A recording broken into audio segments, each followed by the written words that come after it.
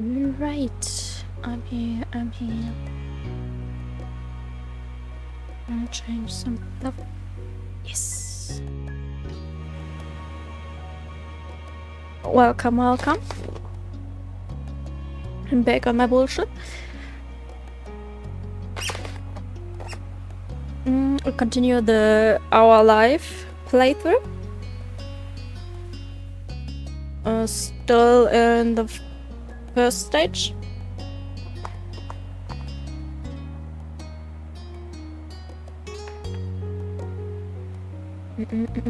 Also, the commands list here.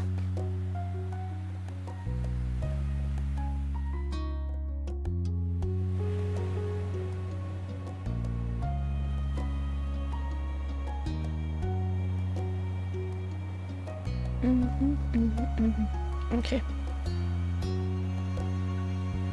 We change to full screen. Continue. We continue our journey with Long Day.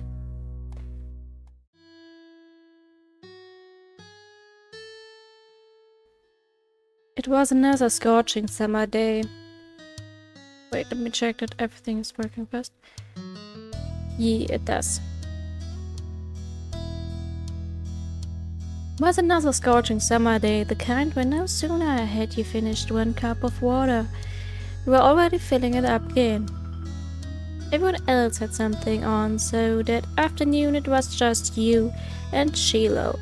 This didn't happen much, especially since Cove had arrived. Without Lizzie around, Shiloh looked to you for all the answers. It made you feel pleased, frustrated, nothing really, frustrated. He was always wanting to hear what you thought instead of giving his own opinion and expected you to come up with the plans. It was hard work, especially for such a hot day. You drained yet another drink and frowned at the empty vessel. Your thirst was gone, but you still craved something icy cold and refreshing, something sweet, something like popsicle, an ice cream cone, an ice cream sandwich, a popsicle. Wanted something fruity and brightly colored. There was nothing like that to be found at home. You knew this without needing to look. Your moms didn't keep sweets in the house.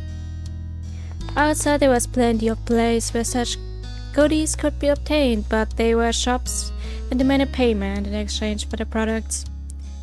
Sighed, you voiced your predicament aloud.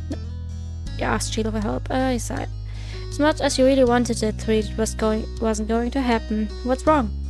I want a popsicle. Sheila, who had been draped over the sofa, perked up. Yeah. That sounds good. You don't have any here and I don't have any money. Oh, let me check if I have any. Sheila rummaged in his backpack and proudly produced an assortment of coins plus one stray button. You set the button aside and counted the coins in neat piles. Just over $1, you announced this to Shiloh. He had almost certainly come to the same conclusion, but he'd been watching you expectantly. It's not enough. It's not enough. I'm sorry. We need to find some more. Okay. The two of you lifted couch cushions, stuck tiny hands down deep crevices in the sofa under the furniture, and scoured the back of drawers. Most of what you found was useless or gross. And paper clips, fluffy whips of dust or sandy crumbs, but every so often one of you would strike silver or bronze and add it to the growing pile of coins. Your mind wandered to the $20 bill tucked away in your room. It was enough for you and Sheila to get whatever you wanted and more, but you didn't take it out. It was too special to hand over so freely.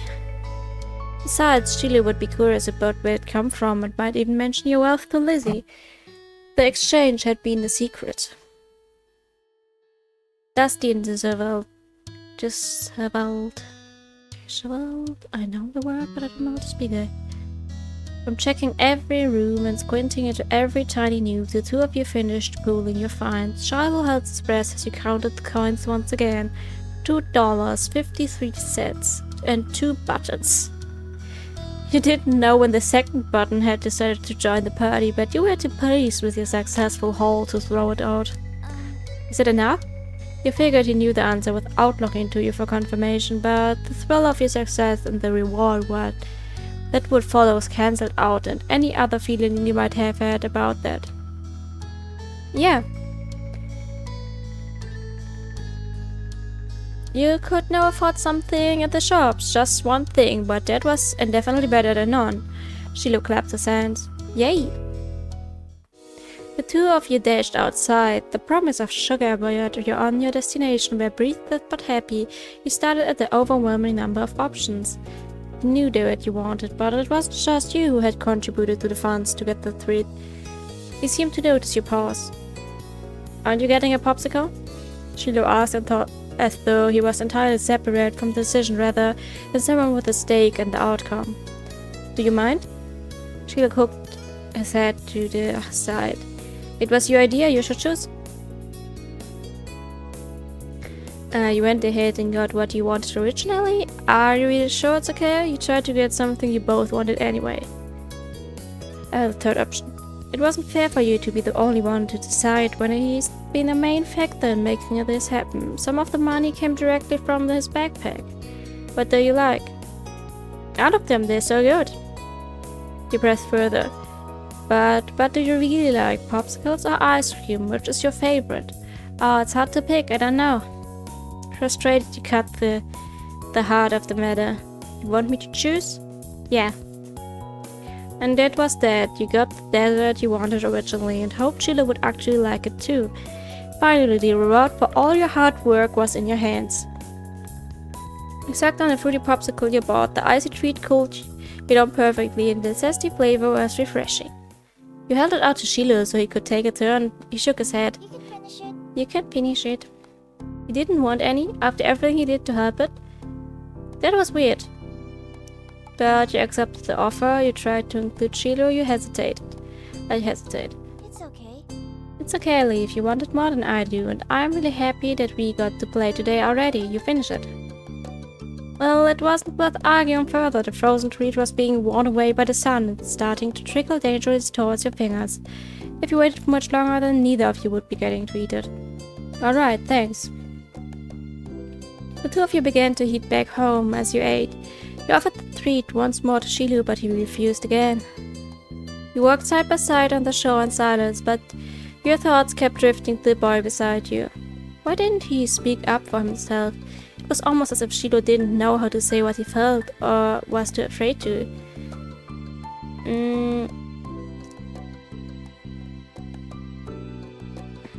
Are we friends? Shiloh opened his eyes wide, seemingly caught off guard by the blunt question. Yeah, I think so. He says that my friends should be able to talk to each other without being scared. If Shiloh wouldn't do that, were you even really friends at all? He rubbed his hands together nervously over your non-reaction. I'm sorry. You weren't sure how to say how sorry he could be without knowing what he's even apologizing for, but you shook your head. You didn't do anything. It was true, Shiloh hadn't done something mean. He'd gone out of his way to make you happy. That didn't seem like it should be a bad thing, yet it bothered you. I just don't know if you like me. It's like it doesn't matter what I do, you're gonna act the same. I could be anybody and you wouldn't care. No, I like you. I really, really like you, Lee. I want to be friends. Okay? He smiled hesitantly at him and his fidgeting ceased. Even though you weren't sure if you believed him, this was only making things worse. You said that maybe there were all types of friends. If Shiloh wasn't able to do things differently, this would have to be alright. Shiloh made you unsure about setting a label on the experience of spending the afternoon with just him. There had been good times and there had been confusing ones. You were positive of one thing at least. The treat was delicious and that was nice. Sun was low on the horizon as you returned to your neighborhood, where you spotted two very familiar figures up ahead, Lizzie and Cove. You opened your mouth to make sure your presence known to them just as you saw the tears on Cove's face. You walked straight over, Shiloh at your heels. Once there, you defend Cove, took a moment to make a joke, accused Lizzie of causing trouble. Careful asked what happened. Accused Lizzie of causing trouble. You don't know what unfolded, but you suspected it had something to do with your big sister. What did you do now, Lizzie? It wasn't me. There was no guilt in her expression, only indignation, but you looked to Cove for confirmation. Your reaction coaxed a smile out of Cove, even as he wiped the tears off his face. It wasn't her. Leave, I got yelled at. He took a deep, steadying breath. Some grandparents got mad at me. Oh, sorry. Lizzie jerked her head in the direction of a nearby house. He had sunk. He knew exactly what happened. Every year the same mean old couple rented out that condo for the summer. You, Lizzie and Sheila knew to stay away from them, but Cove couldn't have. They are like that with everyone. Even your mom struggled to find anything nice to say about them, but the elderly pair practically took offense to kids. Particularly, my bad. It didn't matter if they were really nice like Cove. Yeah, Lizzie said. Lizzie drew herself up at that. She looked pointedly in your direction. I was helping. That's cool. Is there anything I can do? No, I'm just gonna stay away. Or you could teach them a lesson. There was a devilish glint in her eyes. Oh hey, okay, Light. Welcome in. I'm continuing the playthrough of our life. What? You should ding-dong ditch them, go ring the doorbell, run. It will be great, cause they're so slow. They'll never catch you. That's dumb, but I don't want to go near them ever again. You're just saying that because you're a chicken. Cove glared but didn't take the bait. Lizzie turned to you. You're not a chicken, are you? Yeah, Clark. I'd rather just avoid them. You thought they deserved worse. I do it. You thought they deserved worse.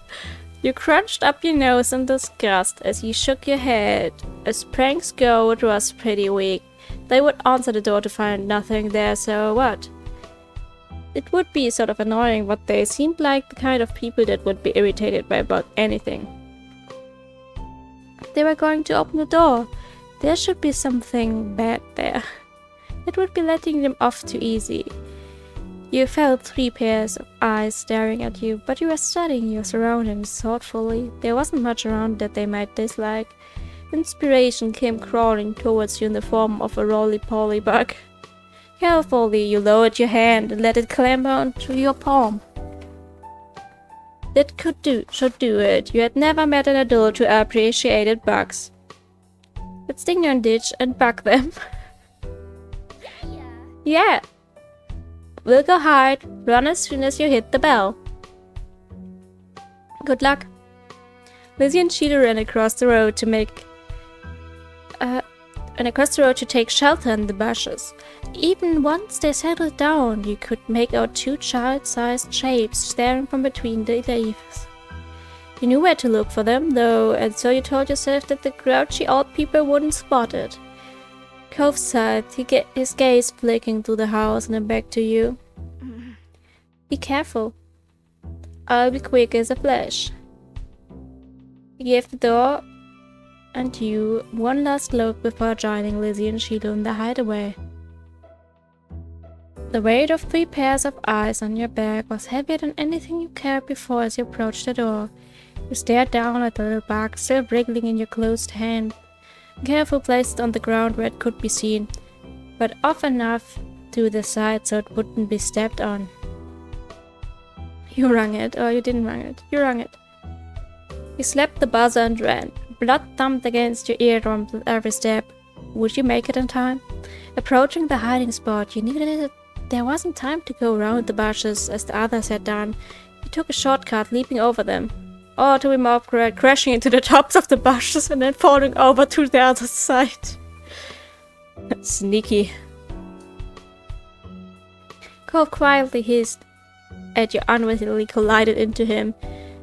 But by the way his arms were out, it seemed he had intentionally tried to cushion your landing. Shh. Lizzie put a finger to her lips and nodded at the house. You disentangled your limbs from coves and spun around to see the old man framed in the doorway peering back and forth suspiciously. You covered your mouth with your hands, but it wasn't enough to stifle your giggles. Maybe he spotted one of you, or maybe it was the leaves you displaced while jumping, but the locked eye with the bush and stormed over in your direction. Sheila gasped and looked to Lizzie. Run! Your sister did not hesitate to take her own advice, neither did Chilo. You got up, but seeing Cove struggling to extract himself and stand up with you with just the one fully functional arm, you gave him a hand up before taking off after the others. As you made your escape, you thought to yourself that he didn't even notice the bug. The old man's howlers propelled you all from the street to the sanctity of the hill. Only once you were safe did you notice the stitch in your chest and the age of your legs. You flopped down, the blades of grass tickling your face. Lizzie, who had taken the lead in the end, was already lazing on the ground. The four of you took a moment to catch your breath and enjoy the feeling of cool grass against your skin. Hey, Cove! Cove lifted his head. I told you there were mean grandparents around here. Cove rolled his eyes and decided this wasn't dismissive enough and rolled his whole body away from your sister. The drama. Lizzie chose to ignore his response and started chatting to Shiloh, who eagerly joined in the conversation. In the back of your mind, you knew you would be second fiddle again to Shiloh once Lizzie came around. It always went like that. And as was fine, you thought you still felt a little sad after how much time you spent together today, and it was always annoying. It's annoying. But you weren't going to make a fuss, especially after everything that's already happened. There were other things to attend to anyway. He wiggled closer to Cove. He had calmed down for the most part and was inspecting a flower. His fingers pinched the stem and tilted the white petals towards him. That's a poppy. Cove glanced at you in acknowledgement, then back to the flower. And the type of poppies on this hill have the name white lion poppy, Mom told me. He quirked a smile. That's funny. He ran a finger around the edge of the petals. It doesn't feel like cloth. You don't need a lot of them to make anything. In order to release the delicate plant, evaluation complete. This is my favorite kind of flower, but I didn't know what it was called. Thanks. Well, we get to tell him our favorite flower. We can say that it's our favorite too. We can say that we like roses, buttercups, snapdragons, hibiscus, peonies, sunflowers, tulips, orchids, and so on.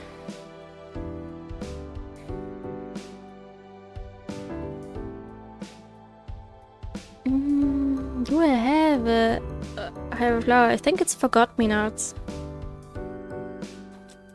Is that the English name? Let me check.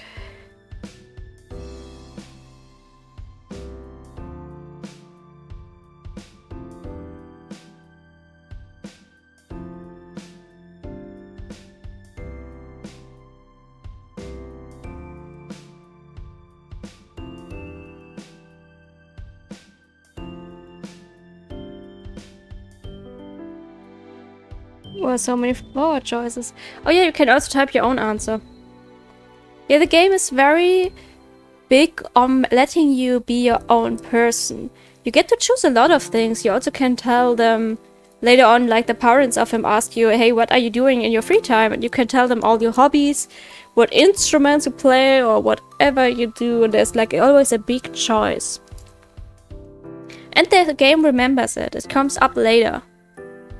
Because if you tell his parents what you do, they might later on ask, hey, are you still doing this and that? Yeah, that's cool. Oh yeah, I love it. You get a lot of being yourself, I guess, in this. You also can tell your sexuality and your gender. Not with like a lot of labels, but you can at least like tell them either like you like boys or girls and non-binary people and stuff. That's kind of the options that are there.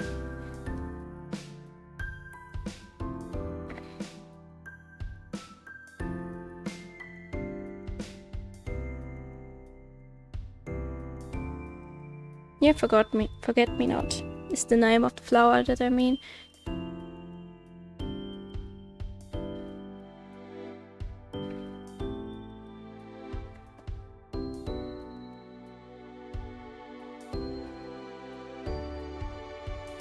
A forget-me-not, huh? Neat. Thanks. You moved onto your bag with a small smile and looked at the darkening sky. I love forget-me-nots. Oh, I love them too. I love the color blue, and these are just sweet little flowers. The blanket of clouds reminded you of a thick throw you curled under on cold, rainy days. You wondered if the clouds would be so soft. They lazily floated on by, splitting from each other, merging and morphing into new shapes.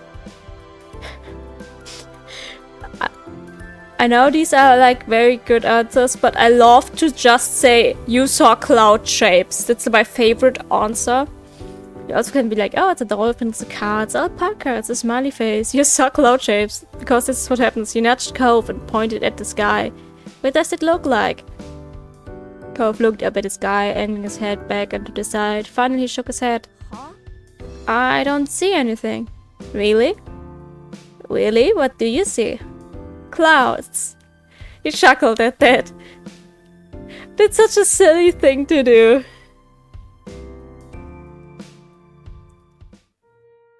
All the sun's light faded from the sky and the moon rose higher.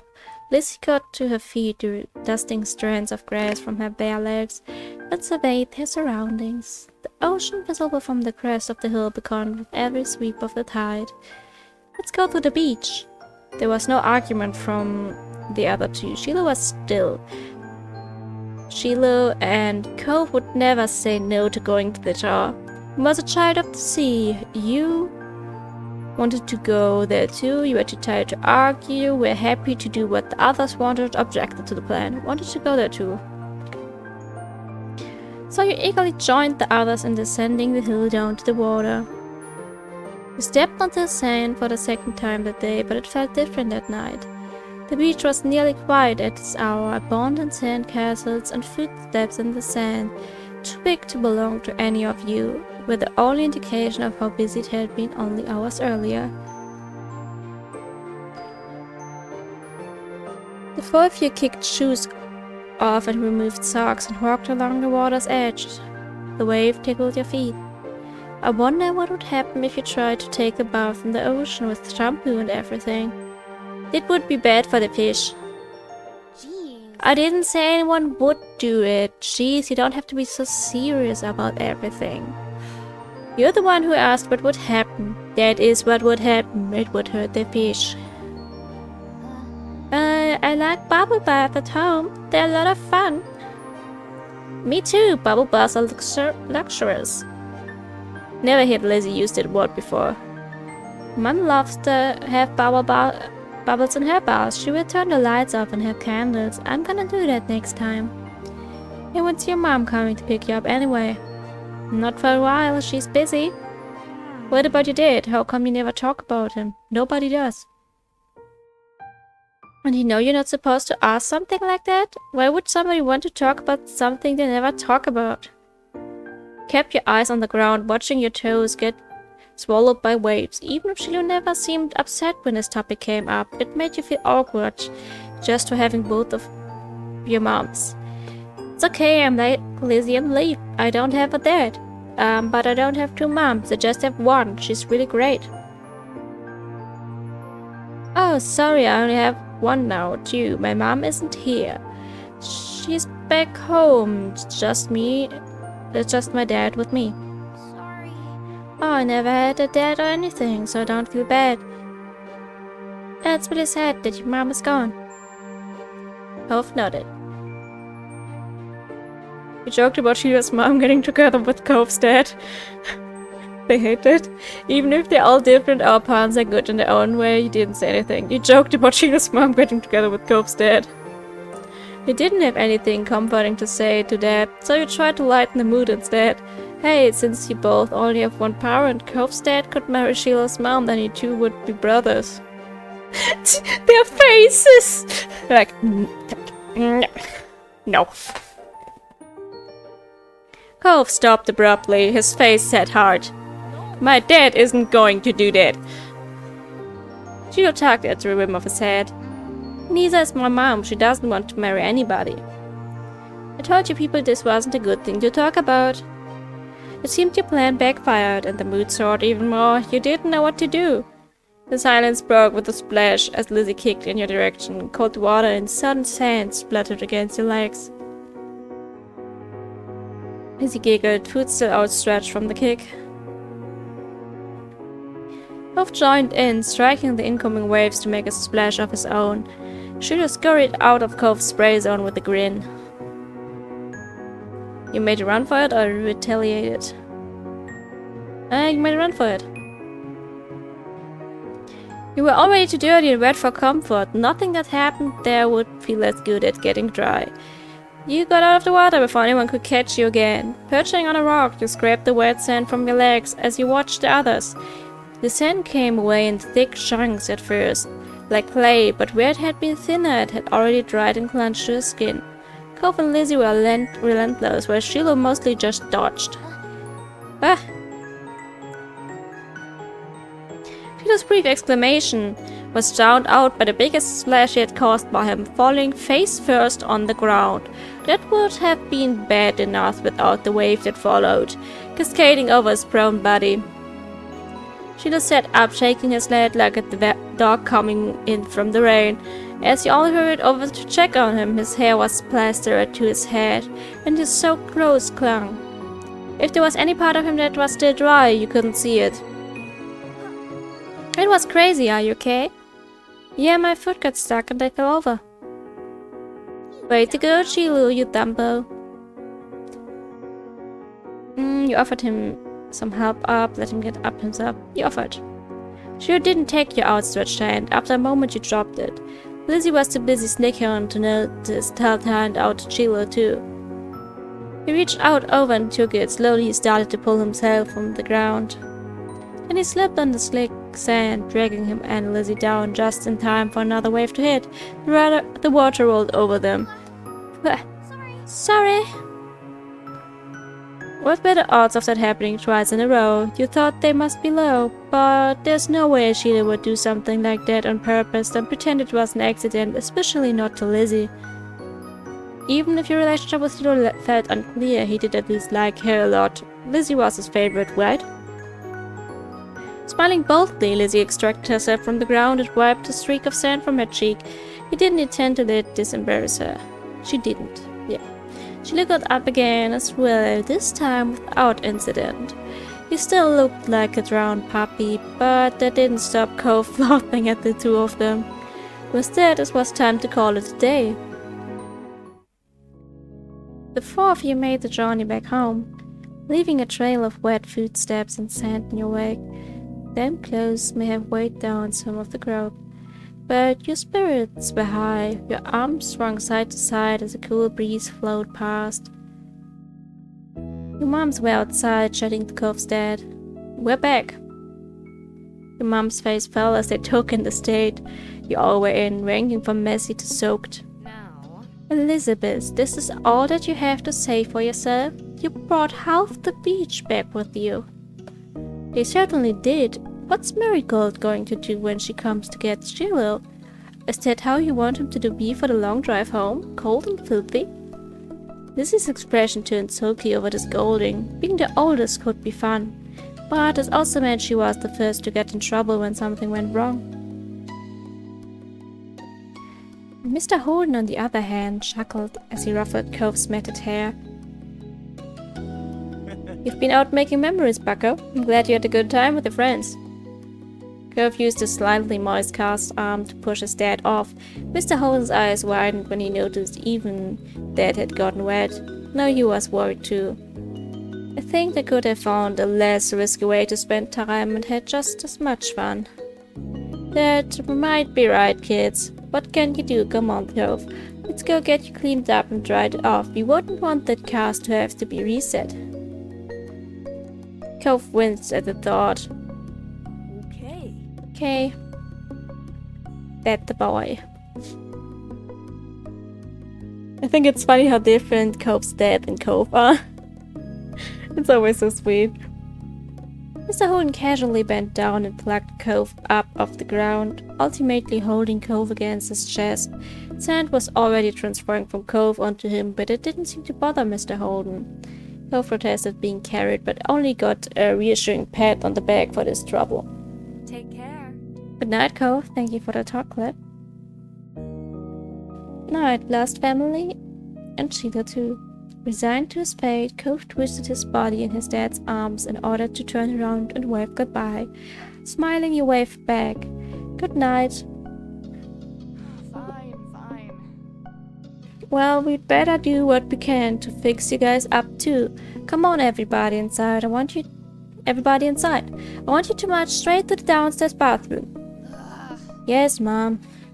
Okay, Lizzie's mom. Don't worry about stopping to wipe your feet on the mat this time. It won't do much good tonight. Sitting on an old beach towel your mommy had found, you waited in the hall until you were less sandy. You weren't allowed to go to your room or walk around the house, but you did get a sandwich for dinner there. It felt like an indoor picnic. It had been decided that Chili would wash first and borrow some of your clothes. He was already finished and packed away in his mom's car. Miss Fields had come to collect him a little while ago.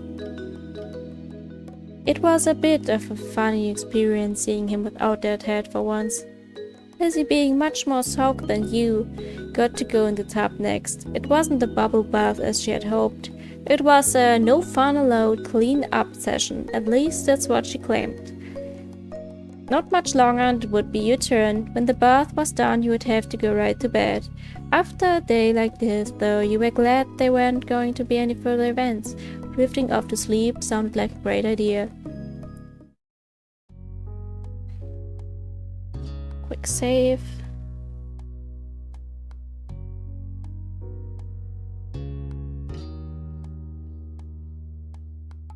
The Sandcastle, Firefly, Library, Ghost, Barbecue, Runaway, Sleepover. I love Sleepover.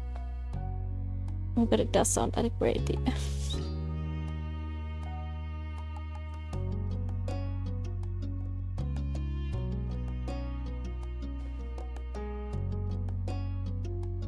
Okay, we also can mix through, we can pick whatever. We just like to keep sleepover last. Drifting off to sleep, I'm so tired. For me, it's not so late yet, so it's like 9 p.m. for me right now. I'd like to have fireflies later though. Let's do library now. Every year, the Sunset Bird Memorial Library held a summer reading program. Your moms and Lizzie were a big fan of it. Mom and Mommy because it encouraged reading, and Lizzie because she could win prizes. When it comes to what you thought of having to read a bunch of books and then going to the library with a competitive Lizzie? You loved it, you didn't care, you hated it? You didn't care? It was just something you did every year, you didn't question it much. Lizzie didn't like when you teased her during the teen quiz, but she seemed to like that you were here helping her either way. You and Lizzie went with Gilo before, and this year you were brought Cove too. His dad had been so over the moon about it's almost the same here, but I get up so early every day I'm gonna snooze now. Tomorrow go to work. Have a wonderful stream. Thank you. Have a good sleep.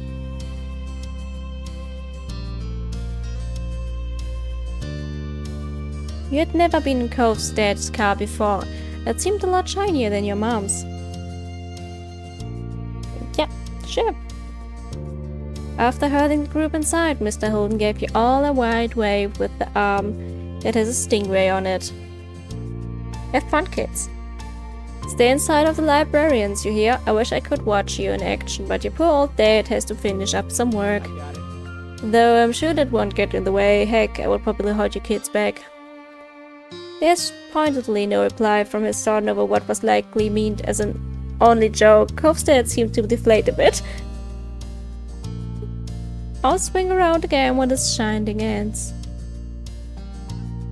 Yeah, you can go home now. Go, Cove. He's trying. You don't have to throw me out the door. Your sister, already in full competition mode, cut them off for once. Cove looked grateful she was there. Oh man. Book live. We have to go and find a table with the hole, and you can talk to Cove after when we win. Oops. Okay. See you in about an hour. Have fun. Did I say that already? My advanced age is really catching up to me now. Bye, Dad.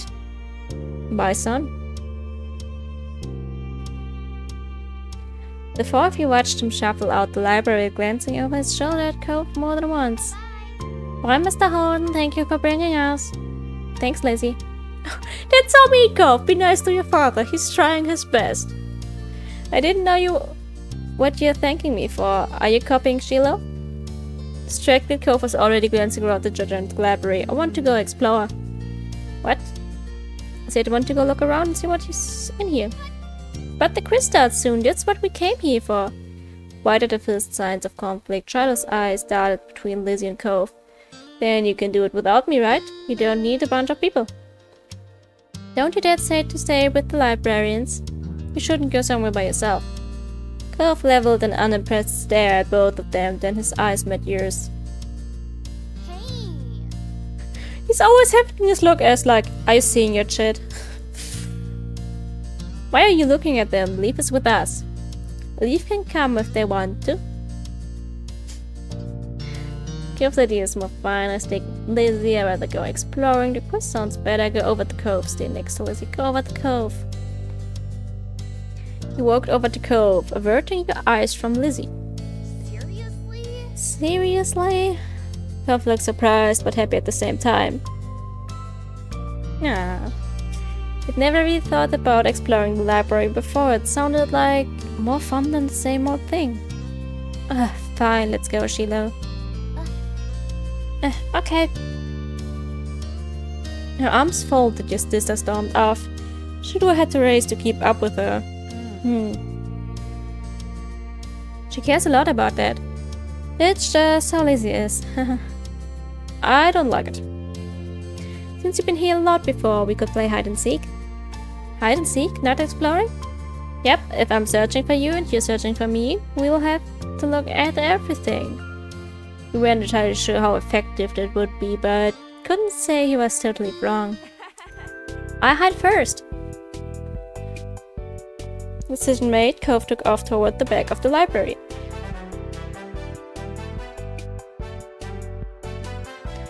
You'd already agreed to play with him instead, so you covered your face and waited for 10 seconds. When you looked up again, he was nowhere to be seen. You glanced over toward the way he went. Cove hadn't had much time to hide, but he was already invisible. The place you decided to check was...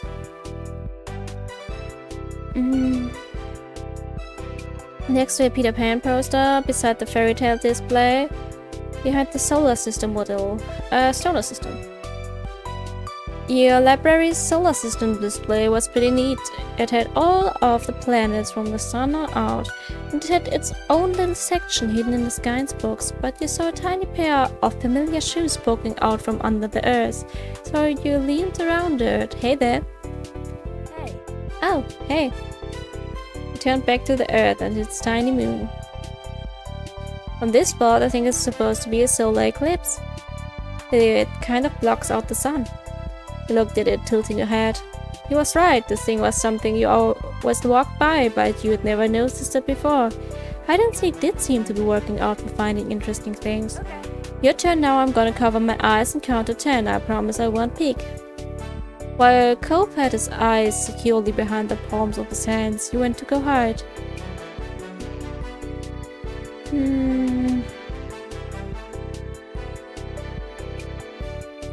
Near the stuffed animals. There was a place near the toddler's books with lots of stuffed animals for kids to play with. A tiny section among the boxes of toys and beanbags was almost out of sight if you didn't check closely. It was the perfect place to blend in, and for a little while you did just that. Unfortunately, all the stuffed animals were also your downfall. As soon as you took a breath and leaned back, one of them pressed the talk sensor went off. Oh dear, I'm late for a very important date. I'm late for... Like a super spy detective on a trail of a diabolical supervillain, which in this case was probably you. Go was there as soon as the white rabbit started squeaking. Wow, that's loud. Oh no! Clearly entertained by a dramatic pretend faint. Go laughed. That's silly. Thanks, Anna. He laughed again. He wiggled in his spot, far away from the rabbit, and gestured to the rest of the library. It's my turn again. Start counting so I can pick your spot. Okay. Cove darted off before you even had a chance to fully close your eyes. 1 Mississippi. Even when the time was up, he was long gone again. There's still a lot of good places to hide, so you figured he was in all the old Christmas stuff next to the Kid Detective poster behind the Willy Wonka statue. Next to the Kid Detective poster. You figured he was probably near the poster with a gigantic image of a smirking Kid Detective. Cove could have hidden in the itty-bitty reading area next to it. Glancing past the poster itself, briefly your brain registered the words Junie B. Jones, don't call her Beatrice in big imposing letters. You paused to stare at it for a second, thinking, why would I call her Beatrice if her name is Junie? Shaking your head to clear away the distraction, you tiptoed in to see who was sitting in the comfy chair. And sure enough, that was Cove. But he was so absorbed in the book he was reading that he hadn't even noticed you yet. I don't think most people read while playing hide and seek. Cove glanced up at you in one motion. Oh, hi, Leaf. I wasn't sure when you would get here. It took a while. Not that long. It could have been worse, but could have been better. Let's keep playing. I'm doing good. He put his hands over his eyes, but before you could run off again, a librarian approached the two of you. Ah, kids, I've been looking for you. Cove peeked between his fingers at the stranger. Us? It must be Cove. You dare told me he was waiting by the entrance. Cove blinked, mouth opening like he was going to say something, and glanced down his pink cast. It was a pretty clear giveaway. Sure. Is my sister Lizzie with him? She's taller than us and he has orange hair. You'll leave, right? You nodded. Ooh, I found both of you at once. That's right, she's with him, and the little guy with freckles.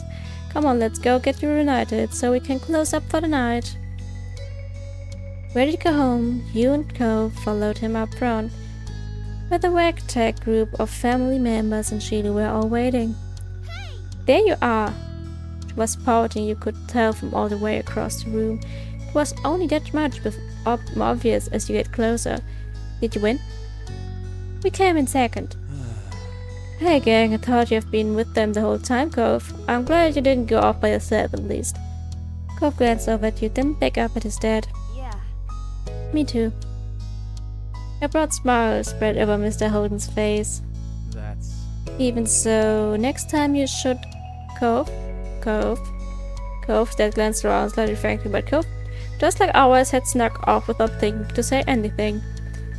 He's leaving, Cove's trying to be the first one into the car. With a sudden burst of speed, Lizzie darted for the exit, still in Victor to be mode, even for something like a race to ride in the front seat. There was nothing else for the three of you to do except head after them, pretending the librarians hadn't noticed all the commotion. Though Lizzie had been victorious in claiming a window seat in the car, you could tell by her crossed arms and questionable pout that she still had not forgiven your betrayal. Cove sighed when he had to sit in the middle after Lizzie shot past him at the last second, but he cheered up some of you as you hopped in the back seat next to him. You say you come in second place? That's some good going. No, it's not. She levied another glare at you over her shoulder. Sure. Striving some proof is good, too. I was winning in our game. Hardly, I was about to beat you. Hide and seek with just you two, it doesn't even count as winning. Why not? It's not special, there's no judges or prizes. You eyed the sea that she fought so hard to win. It wasn't much of a prize either. Dad? Yes. You could see Cove's dad's eyes in the rear view mirror, suddenly attentive at his son's call. They're so serious. It's like, Dad. Yes, they're so dead serious about this. We need the prize. Oh, as a matter of fact, Mr. Holden focused intently on the road ahead as the suitable reward to please Cove might appear before him. Right, the big thing on the flyer for this was the chance to get the free pizza coupon, wasn't it? How about I call up a takeout place and we can have pizza at home for dinner? Lizzie half pulling her arms closer to her chest. Great, now only Cove gets anything good. Hey there, ask all your moms if it'd be alright for your kids to have some. Thanks, Cove's dad. Thank you. Thanks, Mr. Holden. Yeah, thanks, Dad. You're welcome, I do what I can. But you really should have stuck with the group. The quiz would have been fun. That was the plan when I dropped you off. We stayed together and didn't leave the library. Oh, Obsidian, hey! I'm playing Our Life, a visual novel, slice of life, growing up romance game. I'm glad for that. Well, there's a lot of trouble you can get into even if you do have a buddy along for the ride. Hello.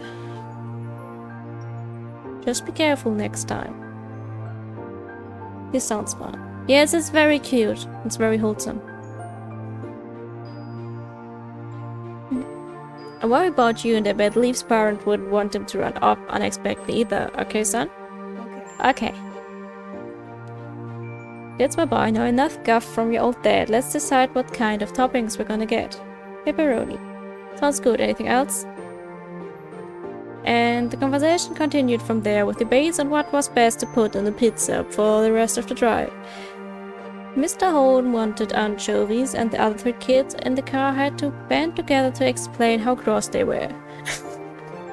The way Cope's dad laughed up in the front seat made you wonder if he was doing it on purpose. You had fun there already, but closing it out with the promise of a free pizza after all and more time to hang out with Cove made it even sweeter. Yeah, it's very sweet. You were glad you decided not to do the quiz this time, but were already getting curious about how things would play out next year. Yeah, it's kind of, the game is split into like different steps, so it's like childhood, I think like preteen, teen, and adult. And then there's still some DLCs, so there's a marriage DLC. And all these steps are into different little memories. The upper ones are free, and the lower ones are the DLC. Marriage gross. Not if it's with Cove, though. Yeah. I mean, the marriage is not mandatory. Hello, Zep and chat. Hello, Soda! And now I imagine being married. Imagine being married. I mean, it's not mandatory. You don't have to marry Cove, but you can.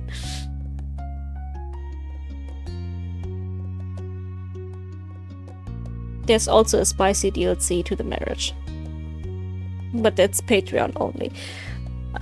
Yeah. We're still in the kid stage.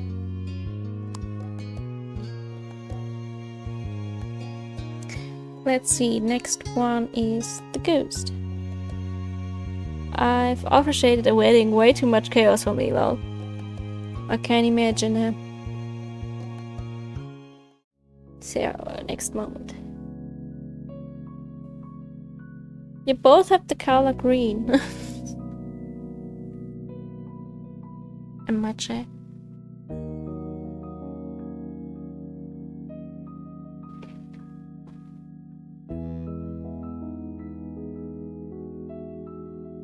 Hello, South Dakota. I'm not sure if I said hello yet. Okay, back to the game. The night was incredible still. You really couldn't ignore how silent it was. It was almost eerie. You could even hear Lizzie snoring the next room over. It was hard to believe how much of a blur today was. Summer sure did slip right past you. You flicked through the moments like page in a scrapbook as you laid in bed. The ones that stuck out, all of them seemed to include your new neighbor, Cove. It was funny how he had become such a big part of your life in such a short span of time. You thought a lot about what adventures you could have tomorrow until sleep started to catch up to you. Then you heard something scrape against the window. It wasn't that uncommon for the wind to push a tree branch against the glass. Some odd breezes were the worst sometimes, but the more you tried to ignore it, the louder it seemed like it became. It was like something was trying to get your attention. You lifted your head off the pillow to get a better look. Nothing was there, nothing you could see at least. You just went back to bed, it was all your imagination. You had to investigate the mysterious sound, it's too creepy to ignore. Investigate. You practically jumped out of bed and crept down the stair to go outside. Your moms were still awake, they stayed up too late it seemed. So late. Luckily, they were watching TV and didn't hear the soft click of the front door opening it as you slipped past. You looked around the neighborhood for a few seconds, checking over each individual house. It looked normal, but it didn't feel that way. You knew you weren't supposed to be out here right now. It was exhilarating, it made you regret your decision, it scared you. I was very scared of the dark as a child, so probably scary. Oh, my stream elements is doing stuff again. Cool. You didn't know what had come over you.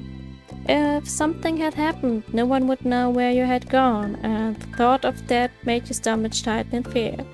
The ease with which you had slipped out only served to make you feel worse. Your moms didn't need to be vigilant because they had trusted you not to do exactly what you were doing. Leave. Leave! You twitched at the sudden call, immediately calming down upon seeing Cove walking up to you. It was strange, yet also completely normal to have him appear like this right now. What are you doing? I saw you standing around in the middle of the street from my window. You weren't sleeping either, why not? Cove turned up his lips to smile, almost as if he were amused by the question. Because. Did you hear a weird noise? You should be in bed. Because what? I'm glad you're here.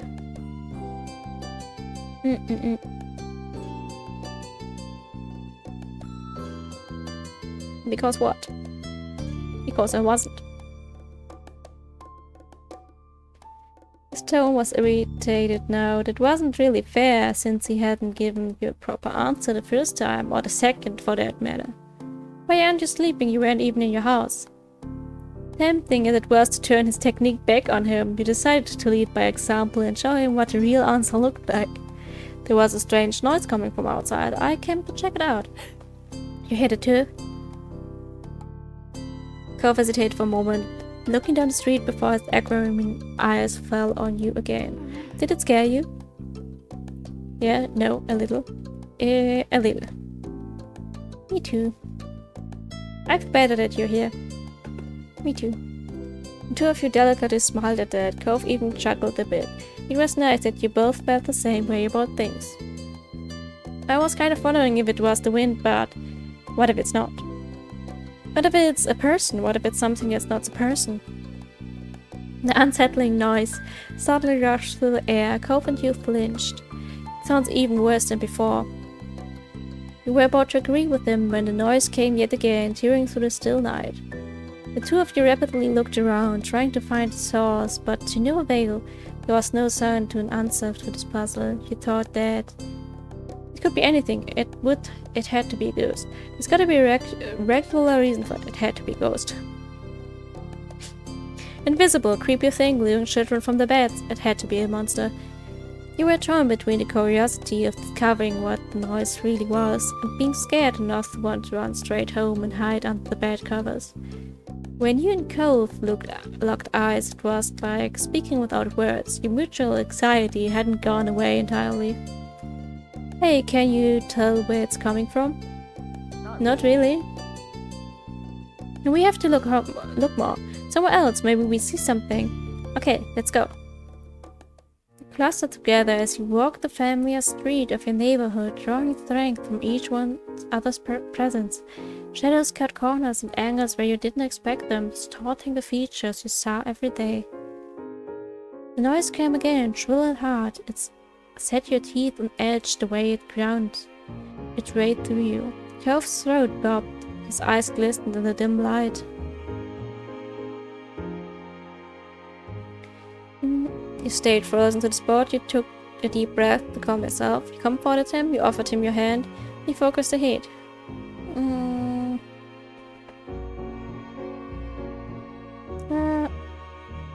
Frozen to the spot.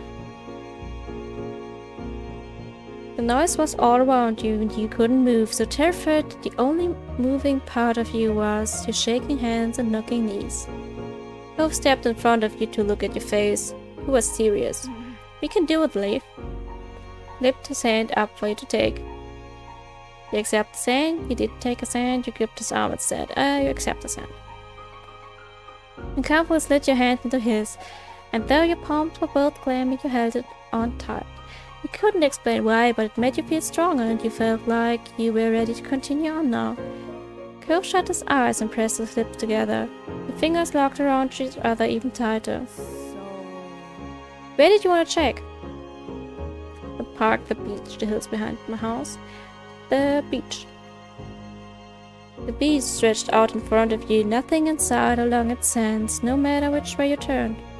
Part of you had imagined the noise as some creature of the deep, washed up on the shore, calling for aid. The theory had to be taken off the list for now. Still, you'd spent enough time on the shore to know that the real finds often require sharp eye and careful attention. The sound screamed past your ear. You hunched up, shoulders high, as if ready to endure a blow, but the only damage was to your ears. There didn't appear to be any immediate danger, despite every bone in your body telling you that something wasn't right. You kept going forward. You ran away. You snuck back to your neighborhood quad, but you kept going forward. You couldn't stop when you had already gone so far. You had to find out what was going on. Your nerves were rattled, and you and Cove had ended up huddling together again. That had seemed to become the default response to anything scary.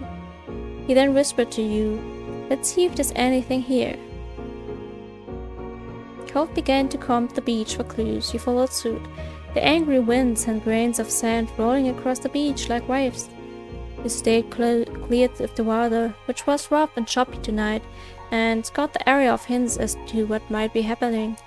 You saw something glint in the sand, full of promise, but when you eagerly uncovered it, you found that it was just foil from a ship packet. You stowed it away with a sigh. "Did you find something?" "Just trash." Cove shrugged and gave you a sympathetic smile. "That's how it goes sometimes." "You like hunting for treasures on the beach too, right?" "Yeah." "Have you ever found anything mysterious or weird?" You were expecting him to mull the question over for a bit, but Cove answered immediately. "Teeth." "Is there something else? You've told me about your big shark tooth before." "No, not that. People teeth." "No." "Yeah, you know how grown-ups sometimes don't have their own teeth any longer and they get the fake ones so they can still eat?" You nodded, listening in fascinated horror. "I found some, the top half." "How would you know it was the top half?" "It had the pink top of the mouth bit, like this." He opened his mouth and pointed at the roof of his mouth. He let out a squeal. "What did you do with them?" "Mom took them from me. I don't know what happened to it after that." "That was too bad. Think of the prank opportunities. The right thing to do. Gross. Way strange than the stuff I've seen. Still not the strangest thing that I've found. Gross. I hope you washed your hands a billion times after you touched them."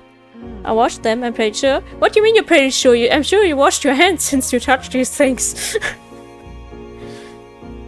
Once you were satisfied nothing out of the ordinary was to be found on the beach, you had to consider your next step. The noise wasn't as clear as when you first stepped outside. You could still hear its shrieks rending through the peaceful night. You decided to check the park now, decided to check the hills behind your house now, decided to go back home now. The hills behind the house. You and Cove ascended the hill, lit only the stairs in the night sky. The wind rippled through the grass and ruffled your hair. Without the sun's light translate what you were seeing. Every bush in the distance looked like a creepy figure of a towering monster. The noise was quieter here, whether that was because what was causing the noise was coming to an end, or because you were further from the source, you couldn't be sure.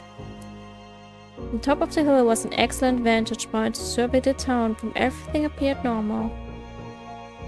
There was no out-of-place side pinpointing the answer to this mystery. Without visible markers to guide your way, you supplied. You supposed it was up to you and Cove to deduce the source of the sound. The hill had many great hiding places, and you intended to check them all. You upturned rocks, peered up trees, rummaged in the thick grass for anything that might bring some closure on all this. You stuck close to Cove as you hunted for the source of the noise. When a shrieking noise shook the air, seeing him beside you calmed your racing heart. Seek him to ease your nerves and put aside thoughts of what might be out on this dark, spooky night. You decided to strike up conversation. Your search for a topic was more fruitful than your search for the noise. Your eyes fell on Cove's cards and you were instantly inspired. Have you broken any other boats? Small talk.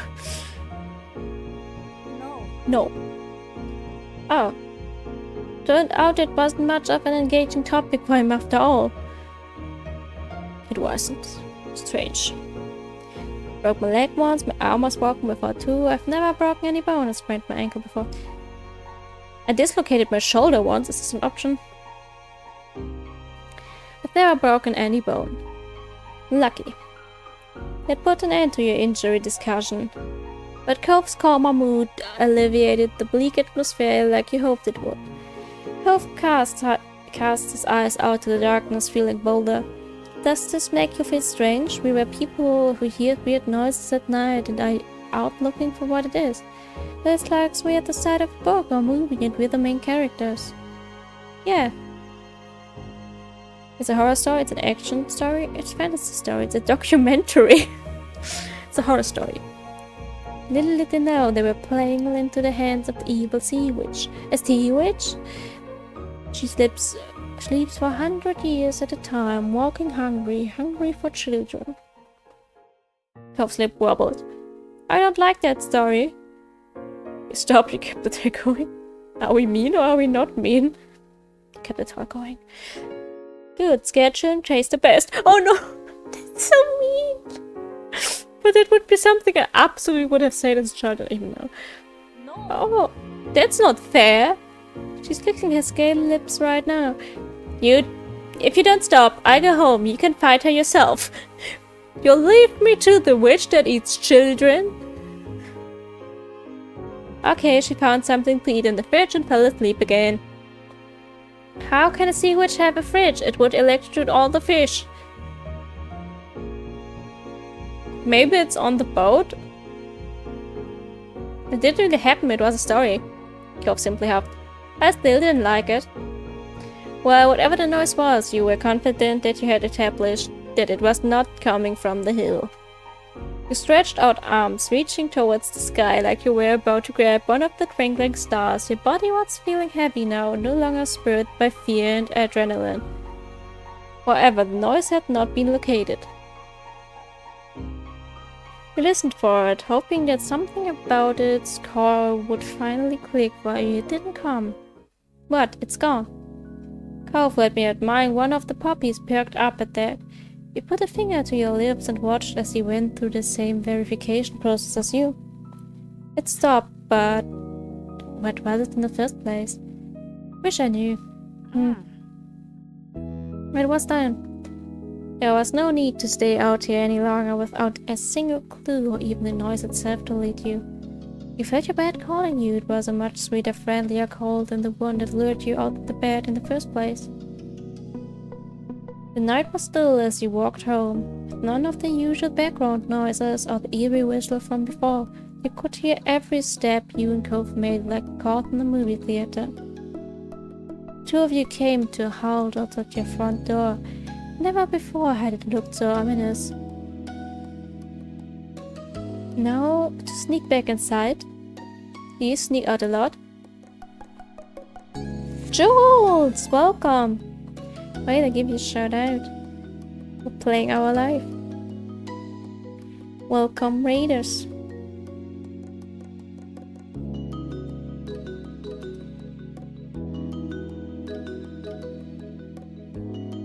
How was stream?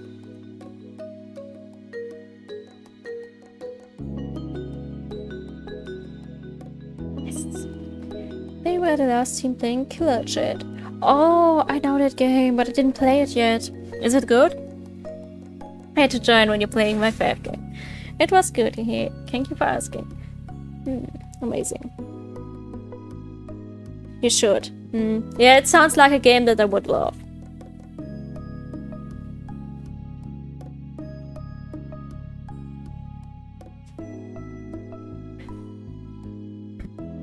I have so many games I still have to play. Alrighty, back to the game.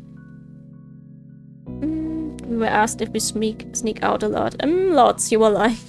It's a funny response in my opinion. Yeah, welcome readers. I'm Zeph. He, they, they pronouns. We're playing our life.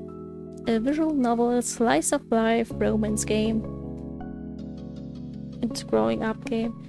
I do it pretty much every night. That's a lie. No. I got to take some rest, have fun with Cove. Have a nice rest then. Thank you for the raid. He chuckled to himself, not at all convinced. What does he know? Are you worried about getting caught? No. You were so forthright that you believed him completely. But your dad, won't you get mad or sad if he catches you?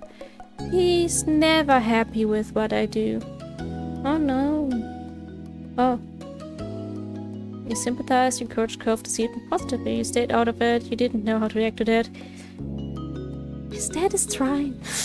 You encouraged Cove to see it more positively. Dad is just worried about you, he cares. It doesn't matter if he worries, if he's the one who makes things worse. Alright, I'm going in. Bye. Okay, good night. Good night, Cove. Thanks for coming with me tonight. I'm not sure I could have done it by myself. I wanted to go with you. He beamed at him. He turned the doorknob as slowly as clock's minute hand, holding your breath for the telltale click of the lock that nudged it open. When all that happened was the door opening rather than the blaring alarms that you'd feared, you melted with relief. Back inside your house, you were surprised to find your mom still watching TV. Weirder still, it looked like they were on the same show as they were watching before you left. Yet you were positive you've been out investigating for hours. Perhaps you could use the distraction to your advantage. If you could just get up the stairs, you could be safe from suspicion. But how could you get there? You tried to sneak past, you decided to walk in your own house nonchalantly. You couldn't, you had to give up and come clean. You tried to sneak past. You hugged the wall as you creeped delicately around the perimeter of the room. It was a valiant effort that any spy would have been proud of. Right up until the moment when you tripped over a power cord and nearly fell over. Leave? You might not have fallen, but your accident ruined your cover. You had been spotted. They abandoned the couch and their show to hurry over. They were still in a state of surprise you weren't in trouble yet. Are you okay? What are you doing down here, sweetie? Did you have a bad dream? You told the truth, you lied, you did not answer. I don't answer. The surprise gave way to concern and the two shared a look. Sweetie. Honey.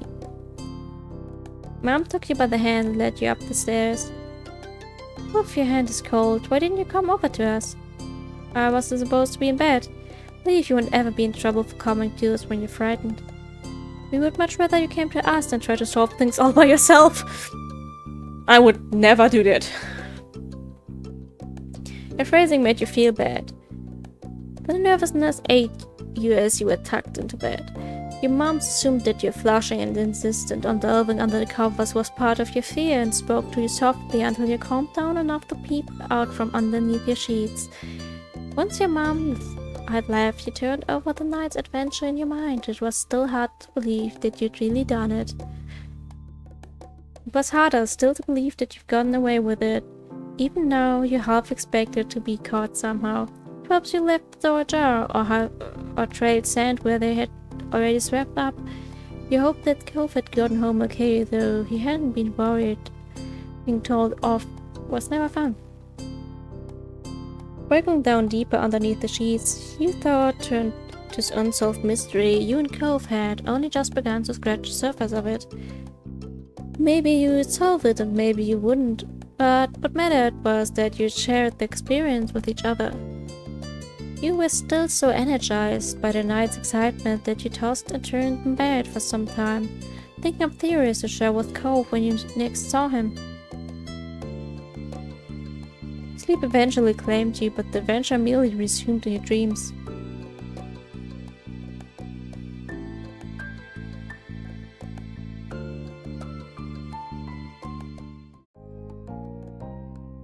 The next morning proceeded mostly like usual, though your mom seemed to be giving extra consideration since finding you last night.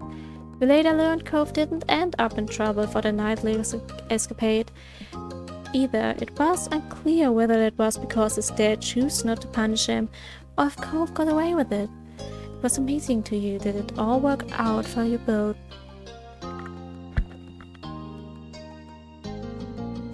As for the sounds that started this all, the adults around were convinced it was nothing more than the wind.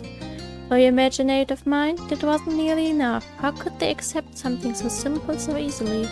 Maybe it'd make more sense when you were grown up too. Okay, I got a save here.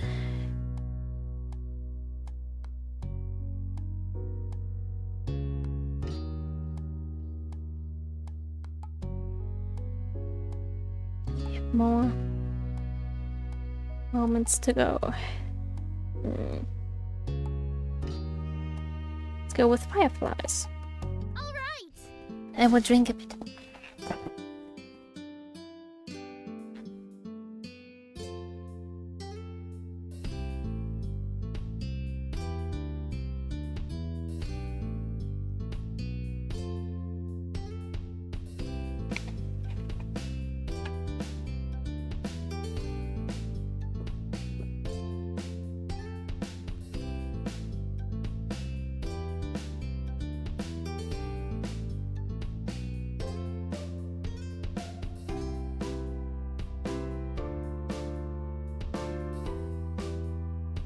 Alright, tonight we're gonna catch fireflies.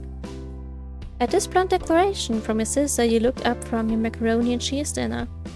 Fireflies were a familiar sight over summer, coming out on warm nights to dance through the sky. Tonight was a particularly balmy. You knew there were bound to be a ton of them around. Oh, you are? Are you? Yeah. You started eating pasta, you looked over at your mom's, you pushed your food around your plate. Eating faster. A grin curved your lips as you stated to eat a bit faster, excited for what was to come. It seemed like you were too excited, however, as you started to choke on cough on your food from shoveling it down so quickly. Mommy reached over to pat you on the back, firmly helping to dislodge the noodles and enable you to breathe again. Took a big gulp of water from your glass, giving your mom a sheepish look. Whoops. That's a good idea, Lizzie. Can we, Mrs. Lost? Sheila tapped his fork against the table excitedly, his face lighting up as he looked at Lizzie. It was unusual for Sheila to still be there. Like always, his mom had to bring him over really early in the morning before her job started. But normally she would pick them up by now. She called before dinner to let your moms know she would be late. You didn't hear why. Probably more work things. You thought maybe getting to hang out with Shilu for longer is what made Lizzie want to keep running around outside. Staying at home and watching TV was never an option for her with guests over. That's why you were pretty sure she'd get your moms to agree. Well, it's already dark out there. Lizzie gave Mom the best puppy dog eyes she could, slowly spooning mac and cheese into her mouth while you waited there for the response. Let them go, nights like this don't happen every day. Your parents exchanged a look, then Mom eventually sighed and nodded back. Yes. Along with Lizzie's cheers, you threw your arms up in triumph, but waited until you finished chewing to say anything, because you knew it was rude to talk with your mouth full. Fine, just make sure you stay on the hill behind our house with all the poppies, okay? Duh, Mom, that's where most of them are. The idea had only just been planted in your head, but already you could just picture all the glowing lights spread out in front of you, like the fairies from the bedtime stories Mommy reads sometimes. All too quickly, it became a race to see who can finish the food first. No choking at the dinner table now. That's right, if someone died, we would have to cancel the firefly trip after all. Mom said it like a joke, but you knew that they were both telling you kids to slow down. She learned it immediately. When you glanced at Lizzie, you saw her still eating faster than she should. Elizabeth? Jeez. No one is gonna die, sheesh. A knock on the door interrupted Mom before she could no doubt scold your sister. I get it. Your big sister jumped out of her seat and ran over to the door, pulling it open without even looking out the window to see who it was. Huh? Shifted in your seat to try and get a glimpse of the unexpected guest. Hi.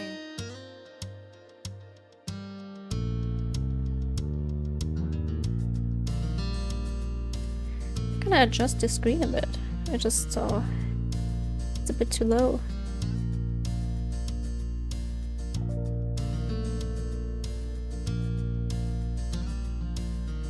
Here you go.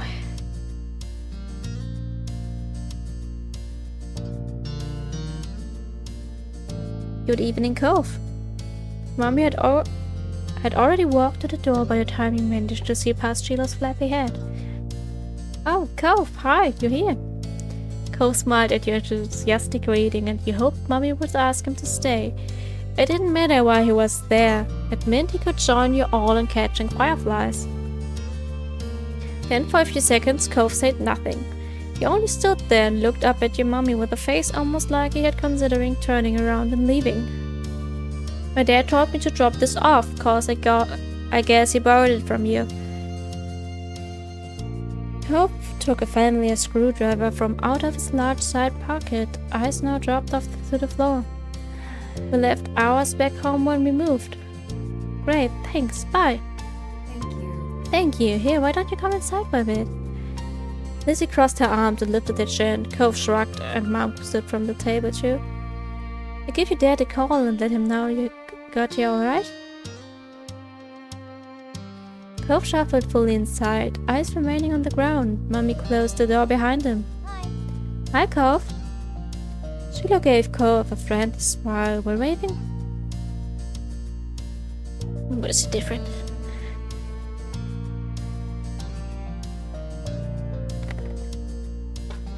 Move my stuff.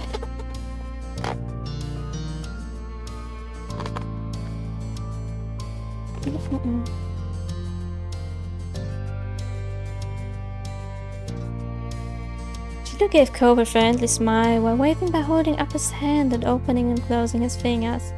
Cove nodded in response. Cove, are you going to catch fireflies with us? You could come outside with us if you want to. We weren't sure what to say now.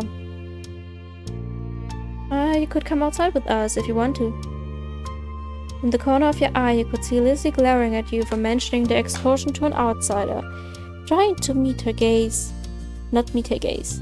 He looked at Cove. Whatever Lizzie thought of him, he wasn't exactly a stranger anymore. We're gonna catch fireflies on the hill out back. He said that with a smile, hoping Cove would want to come. Yeah. I can do that. I've never caught one before. Too bad he didn't have a chance before now. The fireflies weren't out when he first moved in, and there must not have been any where he used to live. We can't go until after dinner. After she pointed this out, Lizzie walked back to the table and took her seat. There wasn't much left on her plate. This was very true. You decided to finish up your own stuff as well. Cove stepped closer and eyed what was on the menu for your family's meal. Have you eaten yet? Yeah, my dad and I ate earlier. What did you have? Eggs. The clipped one-word answer seemed to discourage Sheila from asking any more questions.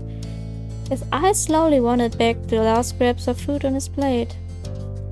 A phone call with Cove's dad must have ended cause your mom came back into the room. Okay. Cove, your dad said you can stay for a little while if you'd like, but he's going to come get you before it gets too much later.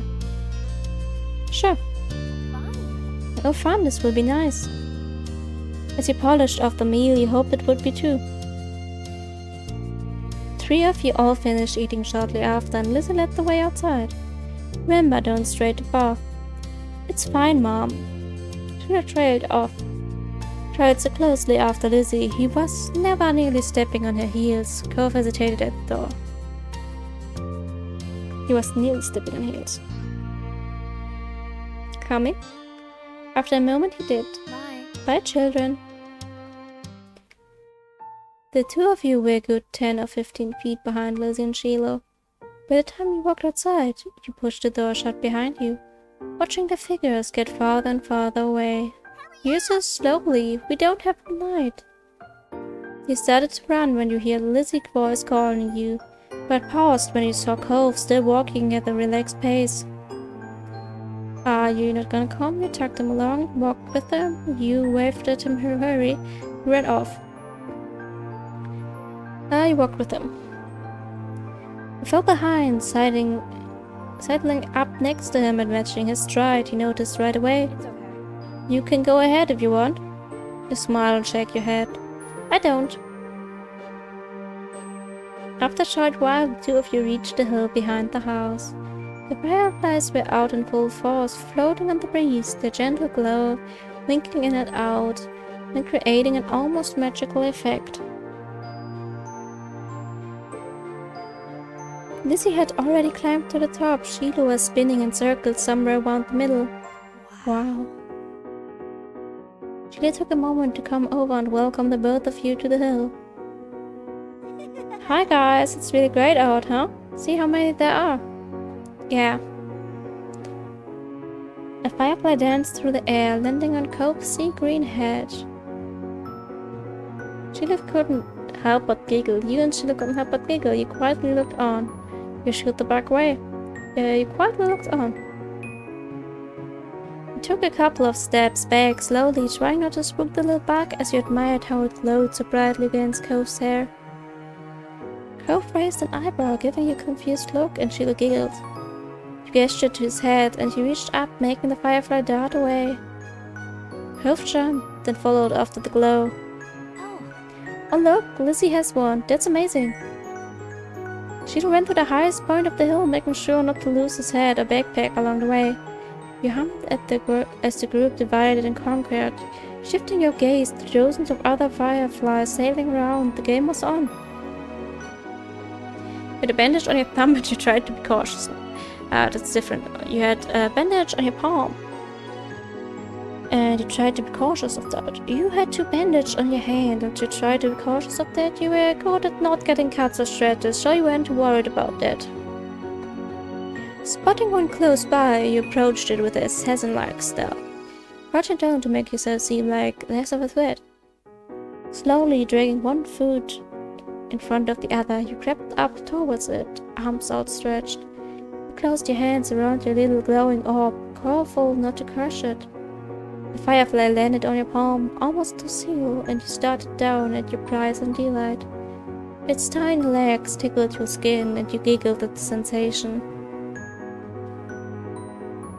Cove kept up with his own target, but when he tried to grab his pink cast, waved awkwardly through the air, foiling his efforts to clasp his hand around his firefly. Cove watched it vanish into thin air with a dissatisfied expression in his face.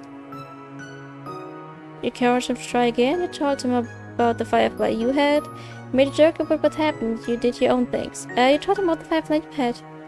You want to see the one I got? Cove gave one more look in the direction of his lost prize before coming closer and peering at the insect still crawling across your palm. You held out your hand and he leaned closer, eyes widening a tad behind his glasses. Cove remained hypnotized by the little bug as he inched his hand closer to yours. Ultimately, he settled his fingers slightly over the top of the ones you were holding open. It tingled. Stayed very still. You pulled your hand back. You stayed very still.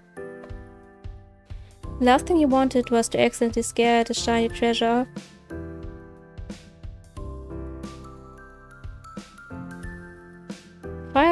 Klein, noticing the new connection, crawled up onto Cove's hand. He quietly grasped it. Gasped. It worked. Yeah, you got one. Cove's lip turned up into a slow smile. His eyes shined brighter than the bug.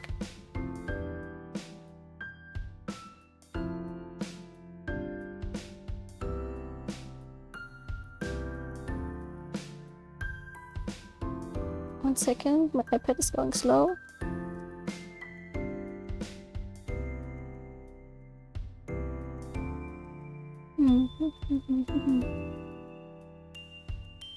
Thanks, Leaf. Velope gave the palm of your hand a friendly smack, performing an awkward lo-fi. Startled by the extreme movement, the tiny light shape disappeared before you could even blink. Your firefly was gone. Oops, sorry. Scolded him, you forgave him, you cheered up. Oh, I want to cry. Leaf, I'm really sorry, you don't have to cry. Let's get another. You decided to collect more, you decided to sit in the grass and watch. I want to watch them. I think I'll look at everything instead, that's fun too. Okay. Poked the tip of his shoe, the sort of dirt. I'll try to get something for you, then we can be even. With that, he made a run for it. He quietly took a seat among the flowers. The others were jumping and dashing all about. You saw how many times they succeeded and failed, how Sheila almost tripped a couple times. It was a dramatic show, though around you it was calm. The lights of the stars and fireflies surrounded you peacefully. It was a beautiful night.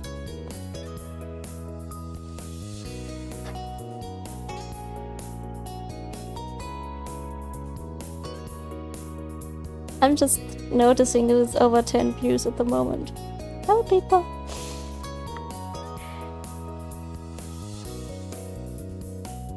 His eyes lit up, and when he spread his fingers to take a peek at it, the bug escaped and flew off into the air. Oh. You watched as he pounced after it once more, but your eyes soon... Hi, Alice! But your eyes soon landed on Cove, who had failed to catch a firefly yet. Cheered him on, you scared him, you wait to see what happened. You cheered him on. You can do it, Cove.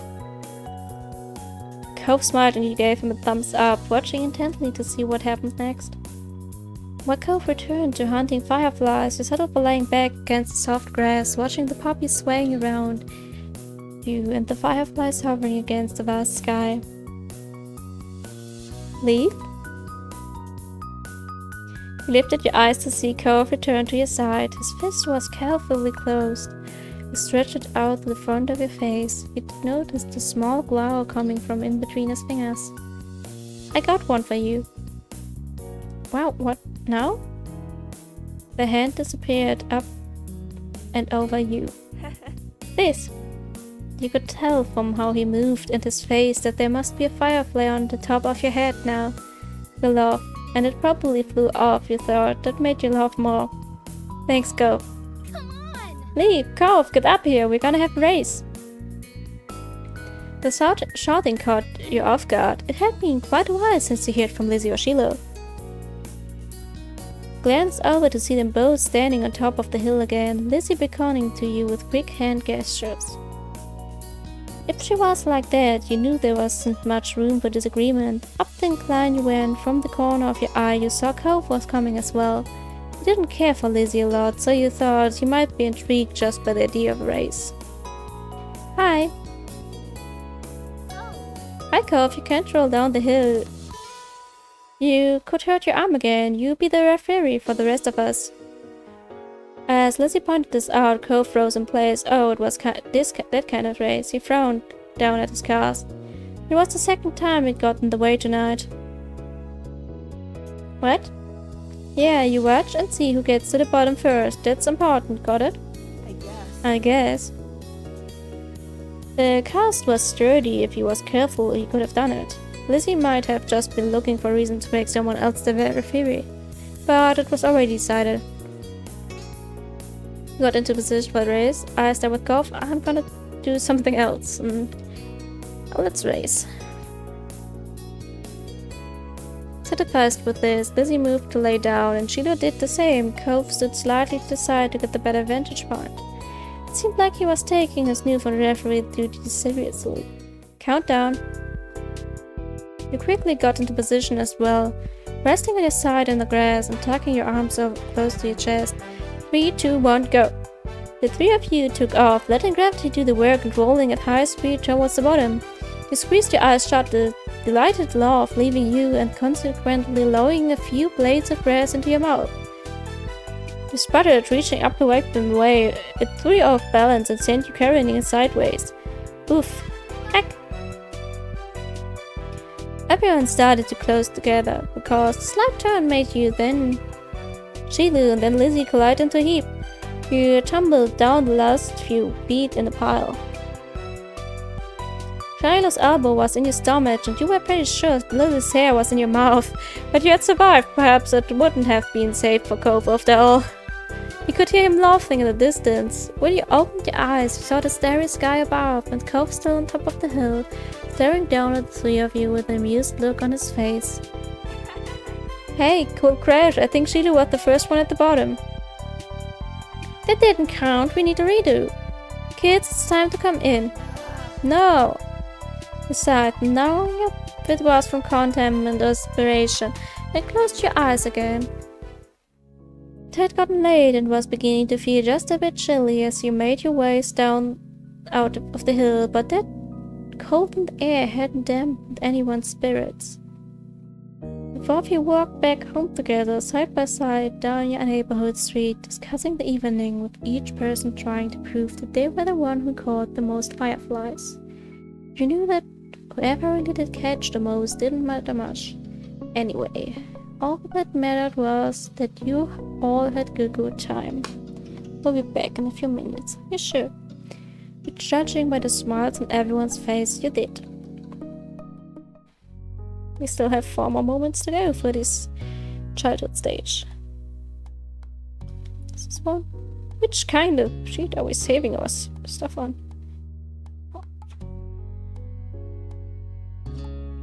9, 10, 11, 12, 13. 12? No, 20. Okay, I have no clue where I save my stuff, honestly.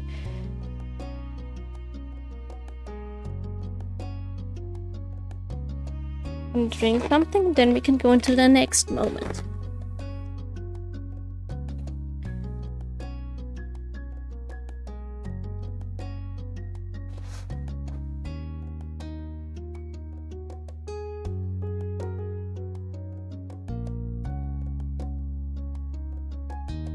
Also gonna use it now to shout out some people because we have some people watching.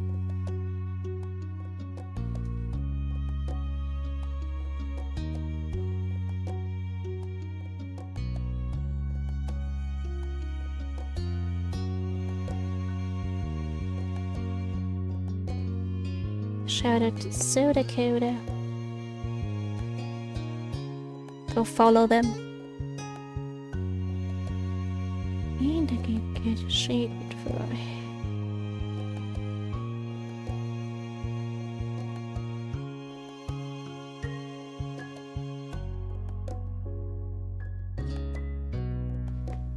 Oopsie.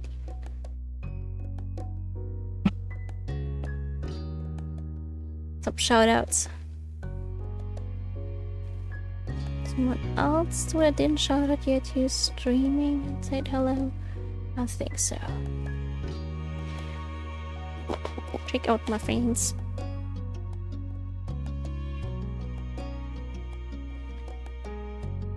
So Dakota is working on getting affiliated, so it would be nice if you could give them a follow.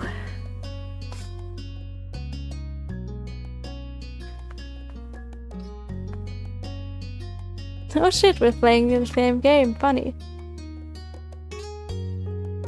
Oh yeah, you two are really playing the same game. That's funny.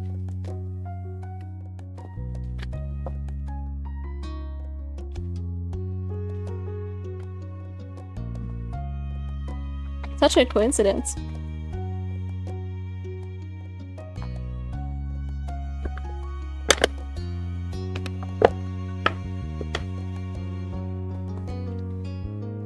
stretch a bit before breathing further.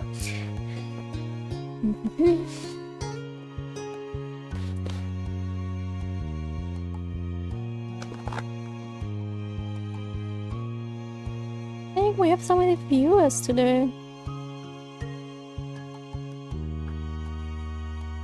Okay, what do we do next? Sandcastle, I would say. Cove wasn't able to do many things that summer. When you, him, and Shilos head out on the shoreline on a bright morning. Hydrate! I just hydrated! I will hydrate. More cola for me. More cola.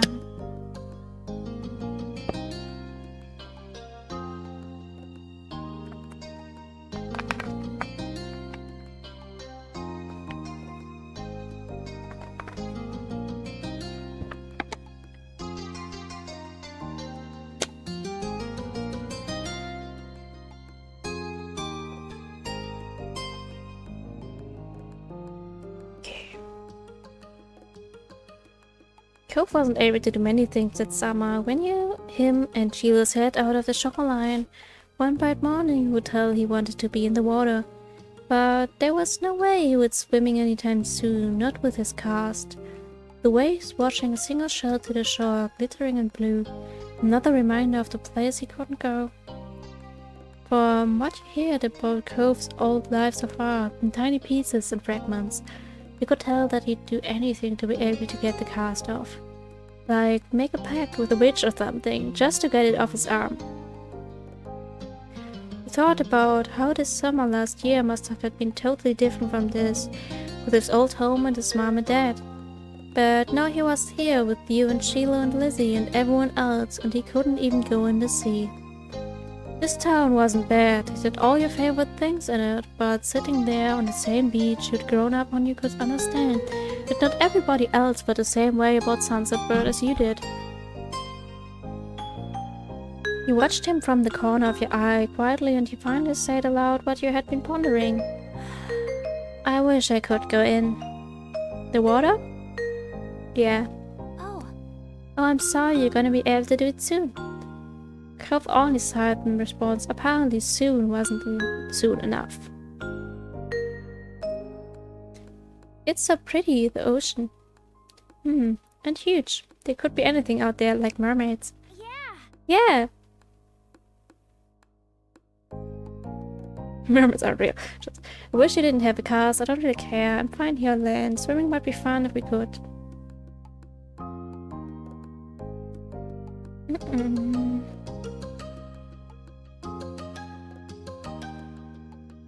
I wish you didn't have a cast. Me too. Obviously not interested in hearing much more of your input on the situation, Cove turned back to the water. But as he looked away, something about Sheila's slow, careful movements caught his eye. Hey, are you building a sandcastle? Sort of. I was only playing around while you were talking. I'm listening. Maybe I could too. I've only made the big piles before. It's really nothing special. I'm sure you'll be good at it right away. Well, how do you do it then? Sheila's cheek lit up. You could tell he was a little bit uncomfortable to have Cove expected stare on him. I'll play too. I love making sand stuff. I've never really made one before. There's nothing else to do. I love making sand stuff. okay.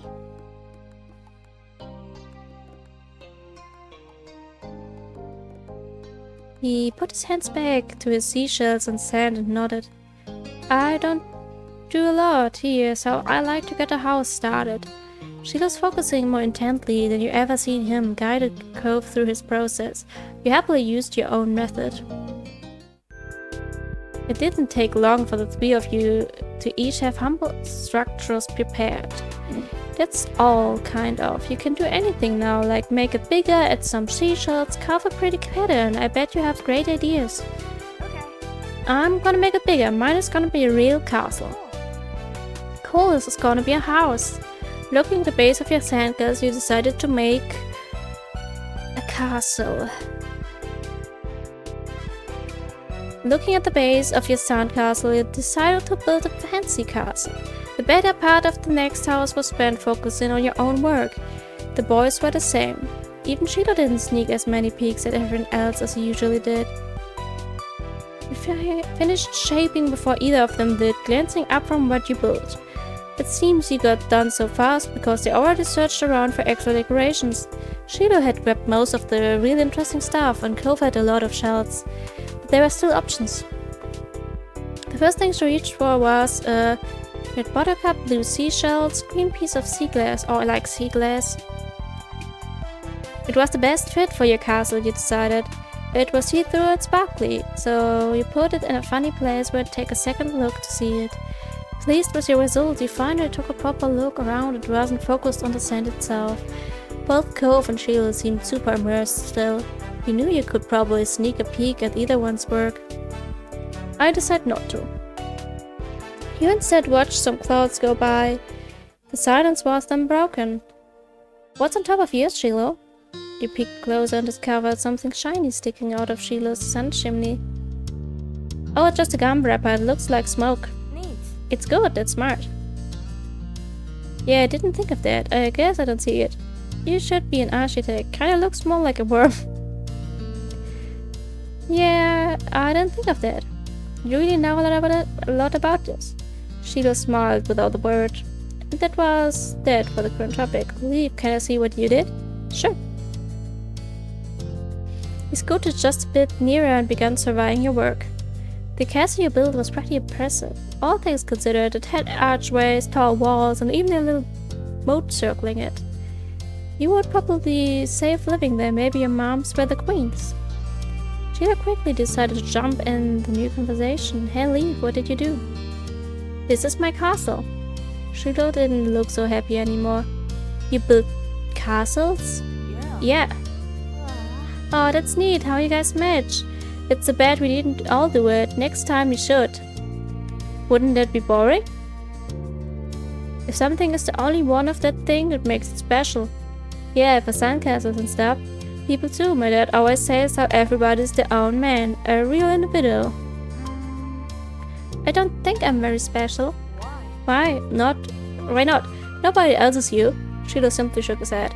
I'm not different. A beat passed between the two. Cove then looked down at his own work again. Okay. He didn't seem to be bothered leaving the disagreement hanging there. Cove had other things in his mind. My dad tried to get me to make sandcastles the first time we came to this beach. I didn't want to. Cove trailed off again. There was another moment of silence. Sheila shifted and opened his mouth to say something, but Cove spoke before he could. You didn't think he noticed that Sheila was going to talk.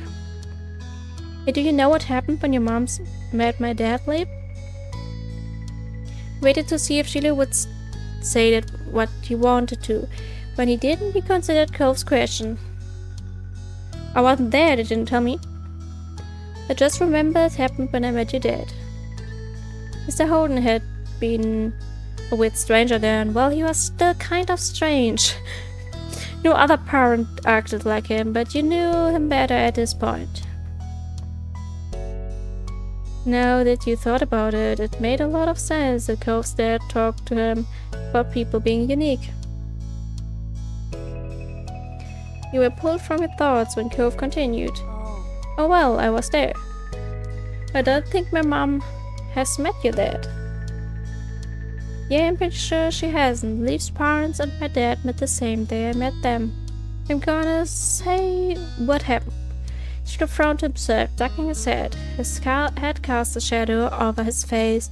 You could still tell he was upset at not being included in Cove's choice of topic. That was kind of boring for him, though. Giving up people their own turns to say the things they want is important too. He stayed silent, let Cove finish the story. I think Sheila wants to talk too.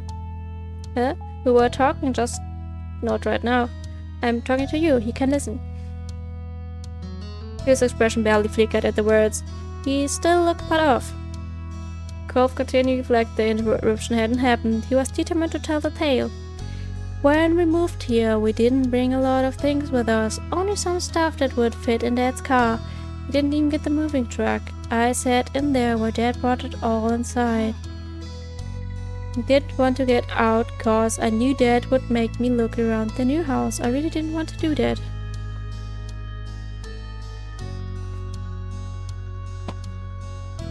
His lips twisted into a frown as he recalled that.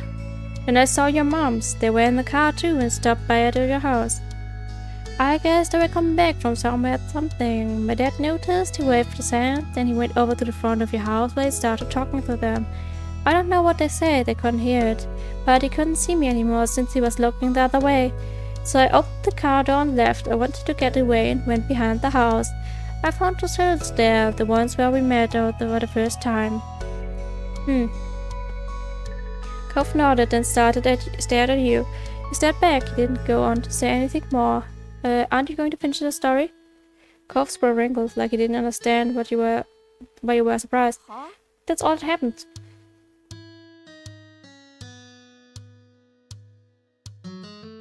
Thanks for telling me. You're welcome. Even if not much happened, you weren't gonna complain about knowing the story. She was mouth twisted into a scowl of disbelief, but he had said nothing. Why would you bring that up, anyway? There was a slight shrug of Cove's shoulder. Wow. I was thinking about it because of the sandcastle. It made me remember when I moved to here. Dad showed me the beach first before we went back to the car to unpack. He was really excited about it for some reason. Cove's brows furrowed a little more as he quietly raked his hands through the sand. I get it. He thought maybe Mr. Holden wasn't that excited about the beach and was instead hoping Cove might be.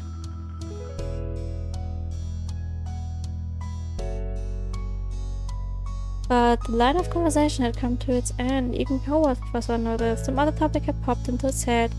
Sheila fidgeting uncomfortably in the sand had made Cove aware of his presence again.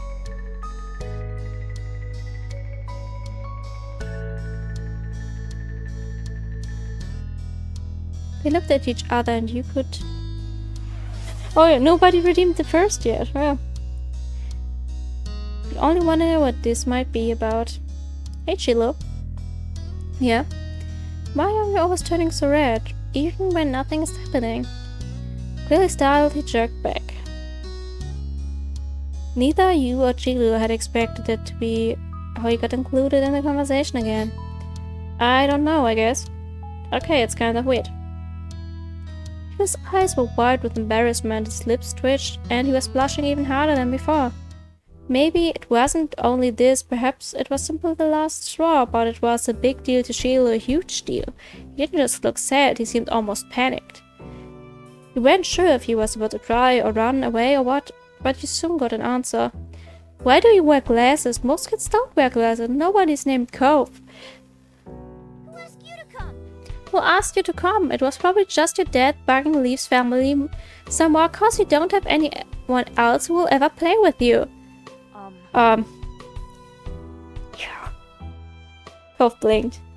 The tension on the beach was suddenly uncomfortable in a way you didn't know how to laugh off. It did seem like the kind of thing he would get upset about, though you hadn't ever known what kind of thing would bother Shiloh. I'm sorry. Me too, I was just wondering. Hey, let's put another sandcastle. You tried to play on your own. I wanna build one. You nervous and messed with the sand. You tried to play on your own. And they both looking up like, no, help us. You shrugged, not in the mood to work out the problem, and started building another castle next to your first one. Both of your playmates noticed immediately and turned away from each other. What are you doing? I'm gonna finish my next one before both of you. Chilo glanced at you, then at Cove, who'd already started digging up more sand. You all went back to making more sand buildings, but the whole mood had changed. Chilo's cheeriness was clearly gone, and Cove looked as confused as ever, but where the other boy had blown up. The air stayed uncomfortable the rest of the afternoon. Right up the moment Chilo's mom appeared at the beach to take him home. Cove and Chilo had mostly followed your lead and barely said a word. His mom standing behind him, even Chilo's goodbye had been quiet, friendly, cheerful, but noticeable quiet. But with Shiloh gone and the sun going down, you knew it was time for you and Cove to head to your own houses. The two of you trailed out the park together forward the neighborhood. The walk home was quiet. You passed by familiar landmarks, shoes thumping against the sidewalk in near perfect unison. Cove was clearly caught up in thinking about something. Cove's Cove, what he's thinking, he stayed silent. You asked what he's thinking. Something was definitely up, so you choose to reach out to him and ask, "Hey Cove, is everything okay? You're making a funny face." Oh, I was just wondering. Cove fell silent again for a few more seconds and sighed. Why would Shiloh act like that when I said he was already a lot? He's just being a baby. You're being rude to him, you shouldn't make fun of him. I know it's just Shiloh, he gets embarrassed. He shrugged at Cove with no answer to give him. You were being rude. He was. No, I wasn't. It looked like it to me, and wasn't just saying it one thing. You're not very nice to Shiloh. I didn't mean it like that. Shiloh's kind of weird to talk to. See, that's kind of rude. I guess I can get it, why he would do this. Sometimes I get really mad too. Despite seemingly coming to a conclusion, Cove's mood was still sore. Relief was Shiloh telling the truth? Huh? His gaze left curious as he dug the sole of his shoe into the ground. He looked oddly vulnerable for a second. Does my dad make you hang out with me? I know he talks to your moms about that a lot. An uncomfortable weight settled in your chest at the question. You liked spending time with Cove. You didn't even have to think hard about it. You knew you did. But you couldn't help feeling guilty. Cove still didn't know what happened when you met Mr. Holden. Nobody's making me spending time with you. Your dad does do stuff so you hang out with my family, but Shiloh shouldn't have said that. You decided to tell him out about his dad offered you money.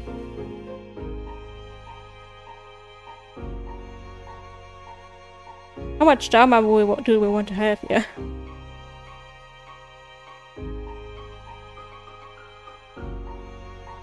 I tell him about the money. Remember how you talked about how our parents met and I didn't know what happened? Yeah. I kind of had something happen that you don't know about when I met your dad. As you struggled to find the right words, Cove looked at you passive-approvingly. You wanted to turn away, but you kept your eyes on his as you spoke. I was walking home and your dad was sitting in front of the house. It must have been after you ran away. My moms weren't there either. I think they were looking for you. Your dad saw me, got up and came over. Mr. Holden told me that he just moved into the house next to mine. Cove was still listening, his expression as plain as before. You paused for a moment, wondering if you should really keep going. You didn't tell Cove what happened after all. You told the full story. I tell the full story. Even if it wasn't supposed to be a secret, you thought Cove should still know. Your dad thought that you might be lonely here, so he wanted me to be your friend. He said he would give me $20 if I did. The dramatic music pause.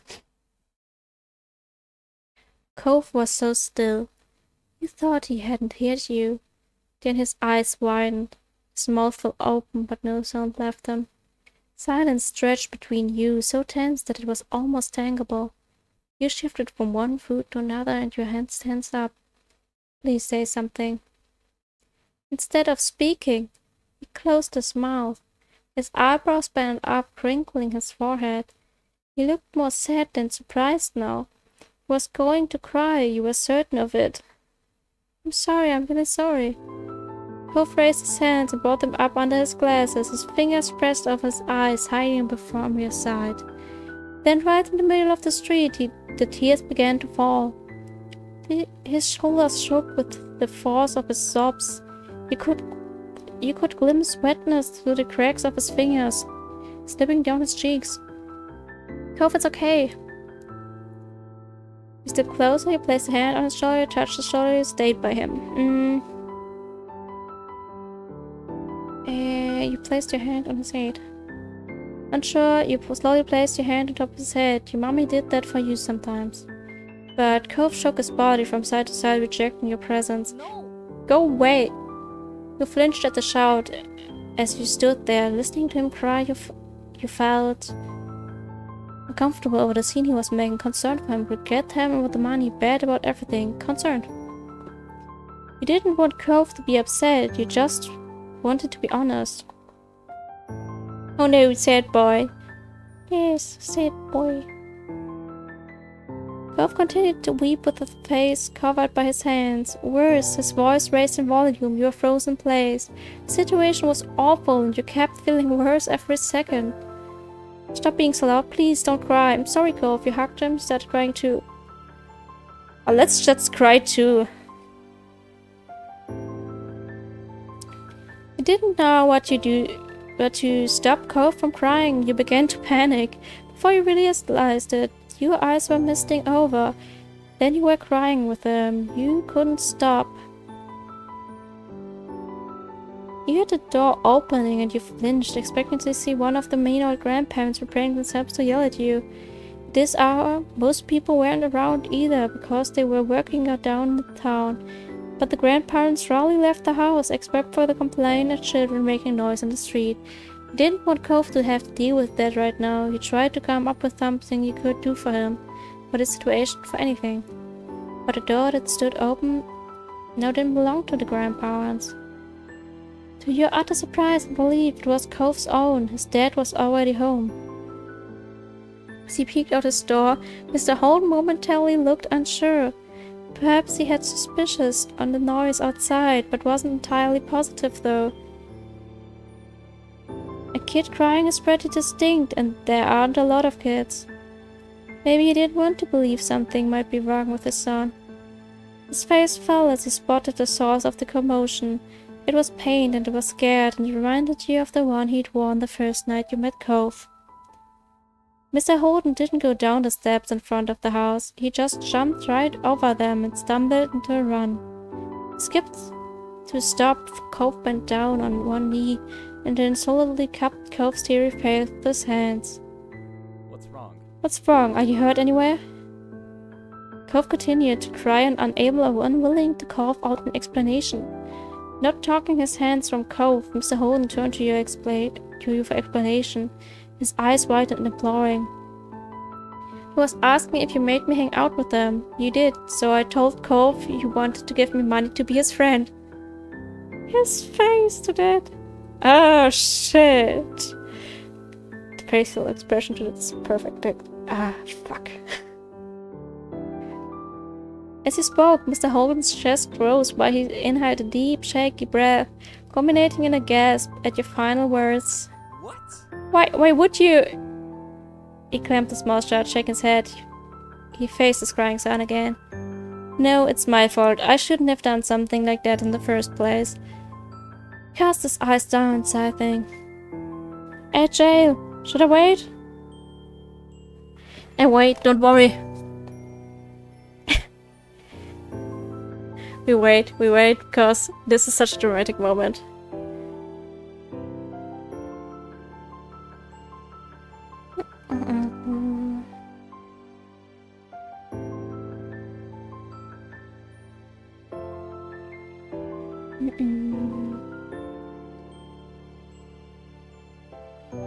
I have time to drink more. Let me check.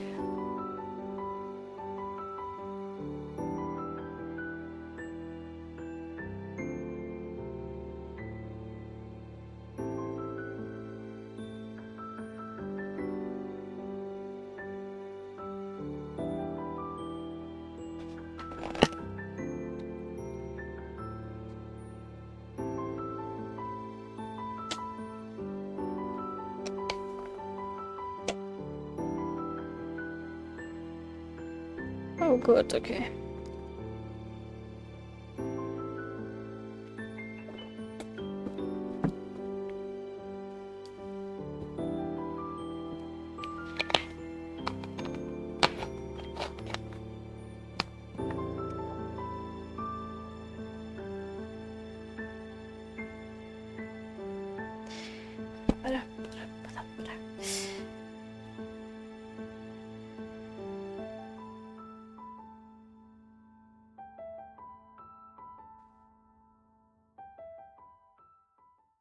Are you back from my ads? My thingy says the ad breaks are over. Are they?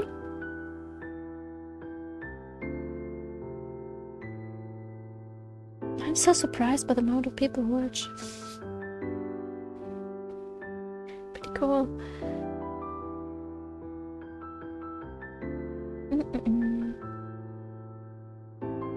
And we're back. Okay. Don't worry, I waited the ad break.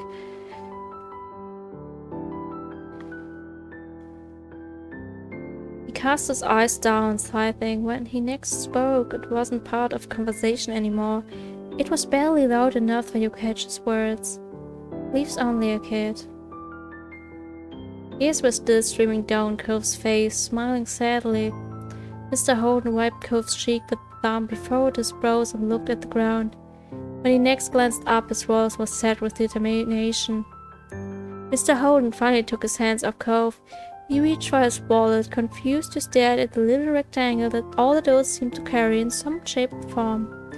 It had been the source of all these problems. We were sure that Cove would want to be reminded of it right now. Mr. Holden was clearly of a different mind to you.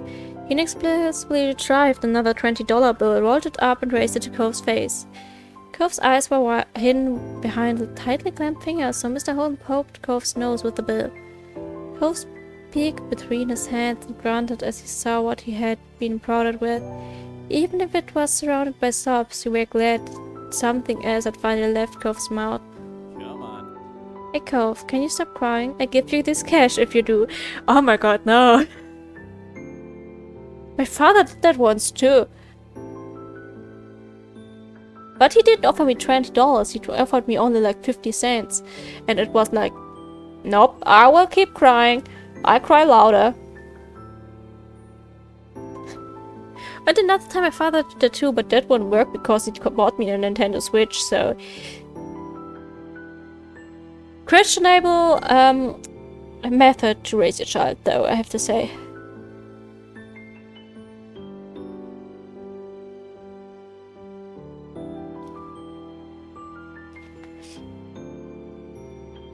Cobb dropped his hands from his face. It had for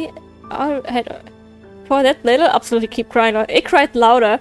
I cried louder. 50 cents. No. I cry louder now. Yeah, my father doesn't know how to calm someone down. He isn't that good with emotions, so his way is like, I can buy you something if you stop crying now.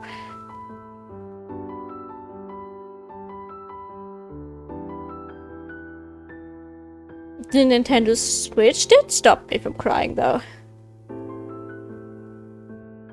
But that was for, like, my final exam in school because I messed up something and I started hysterically crying for, like, over an hour. Yeah.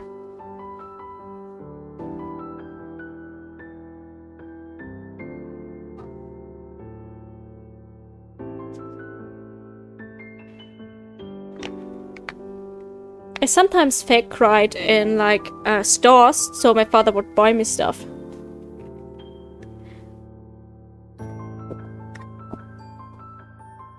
We learned failing an exam can lead to having a new console. Absolutely. I fake cried in stores, so he would buy me video games. Because he doesn't know how to handle a crying child. But it's easier to just buy the game. Got it. Fair everything to get what you want. Absolutely. What I learned from this, scam man at any possible. Always scam.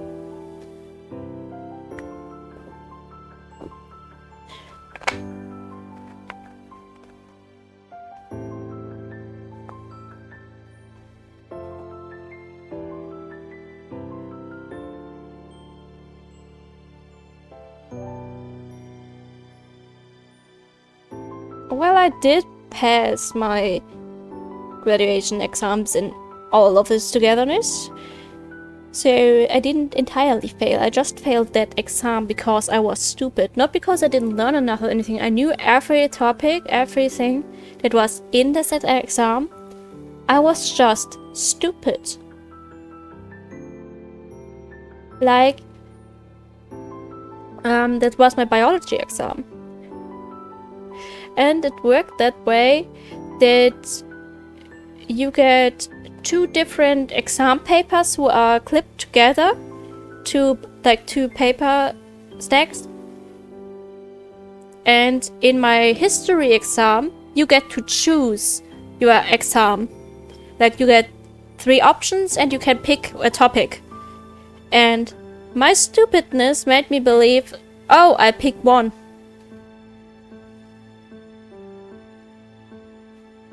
So you can see where that went. But considering that, my grade wasn't that bad. Like, I didn't pass that exam in that way, but just nearly didn't pass. So I still got like nearly half the points. So the part I did was perfect. I had to do an oral exam then, and I passed with a very good grade the oral exam. So it's all good.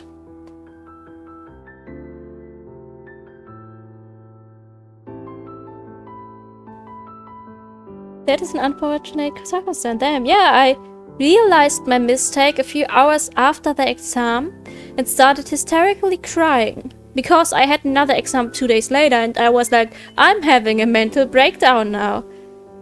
Because that was like my last exam and when it was pretty high thing for my grades. And I learned a lot for that. I knew everything. And I had a very bad social phobia. If I had a nearly top grade in an oral exam, you bet I knew everything. Fun fact, that exam was about ducks. The oral exam. It was easy. I mean, I passed, it's all good, but it was very shitty for me at that time.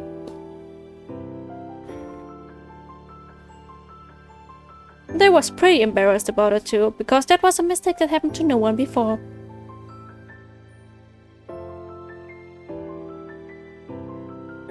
Oh, duck facts. Not even necessary duck facts. It was one ecology part, so you just compared 2 ducks to each other to tell why can these ducks live in the same environment and why is that possible. So you kind of check, do they eat the same foods? Do they have the same living conditions, kinda, and check if they can live in the same environment. So that was the first part of the exam, so very, very easy. You just compare a table and then explain why it's possible for them to live in the same environment. The other part was about the hormones of the ducks.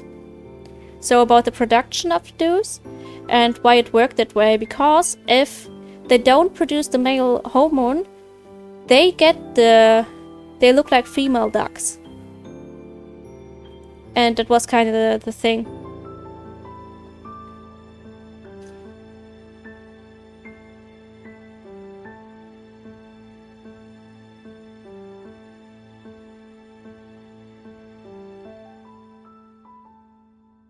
Yeah, back to this. Cuff dropped his hands from his face.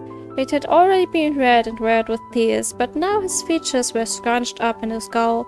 Not for the first time, you questioned with the Holman tactics. He had to use 2 hands, but Cove firmly shoved his dad's own hand away. But Mr. Holmes just chuckled at Cove's reaction and tossed the money aside, unfoldly as it flew through the air, rising before slowly drifting to the ground. Mr. Holden took Cove's outstretched wrist, lowered them to Cove's side, stopping him from hiding his face once again. Cove's dad clearly wasn't going to let go. Huffing, Cove turned his whole head away, tears continuing to roll down his cheeks as he glowered at the ground. You can buy a lot of cool things with that, but it can't do everything, can it? Cove didn't respond, not even to look at his father. Mr. Holden continued. Your old dad likes to make things nice for you with the money he earns. But you're smart, you know that I haven't really done anything. I'm sorry. I still make you sad and upset, just like right now. I'm sorry. Cove sniffed. The harsh line of his brown mellowing. Mr. Holden squeezed Cove's hand as he continued. Leaf is smart too, right? Mr. Holden spoke in a soft, encouraging tone, and Cove continued calm. You have nothing to worry about. Except for me. That might be true. Mr. Holden chuckled. Cove pressed his lips together, mulling over his father's words. Though the stream of tears had eased, drops still budded in his eyes and threatened to spill out. I love you, son, so much, more than anybody else. Sometimes that makes me a little too hasty to see you happy, and it make all worse. I really am sorry. Scrunching his eyes tight, Cove nodded. When his eyes opened again, they were red and glossy, but there were no tears left on the precipice of his lower lashes. Aside from the occasional sniff, he was mostly back to his usual self. He swallowed. Okay. Though Cove had refused to echo Mr. Holden's exact words, the sentiment seemed to be enough for his dad. He moved his hand up under Cove's armpits and hoisted Cove high into the air with a grin. Cove's hand flew to his glasses, holding them back from falling off. Cove's lips were shut tight, all betrayed by the telltale smile in his eyes that he was trying too hard to hide. Mr. Holden laughed, lowering Cove so that he was securely pinned against his chest. Cove looked away, face angled to the ground. Now that his dad could no longer see him, he was allowing himself a smile. Mr. Holden might have missed it, but you didn't. Cove wriggled, pushing a hand against his dad's shoulder. Can I go back down now? Yeah. Mr. Holden set Cove gently on the ground, waiting until his feet found their footing before releasing him entirely. I have to do something. Wait here. As Cove wandered away, Mr. Holden's gaze stuck to him like glue. You sighed, eyes downcast. You felt weird that you'd only been able to stand there while the event unfolded. You weren't able to fix it. I couldn't make him feel better. Don't worry about it, please. We don't need another tragedy today. You winked and you weren't depressed. Hey, I mean that. The first part anyway. There's only so much you can do to try fixing someone else's mistake. He smiled sincerely at you. You've done plenty for Cove. Just the fact that you were honest with him when his own dad wasn't proves it. That's a relief. Thanks for being such a good kid. I hope you keep spending time with the boy. Can I have my money? As though the sound of his name summoned him, Cove returned, clutching the bill his dad had cast aside earlier. Yeah, look, he gives me the money. You cocked your head and Cove's dad raised his eyebrows. Cove looked at the crumpled note and walked over and held it out to you. I stopped crying, but I don't want this. You can have it. Gave you a small smile. Behind him, Mr. Holden was still watching Cove closely. Clearly relieved you shared the feeling. Cove was making peace with the deal that happened behind his back. I take it. Give me the money. It's $40 now, that's good.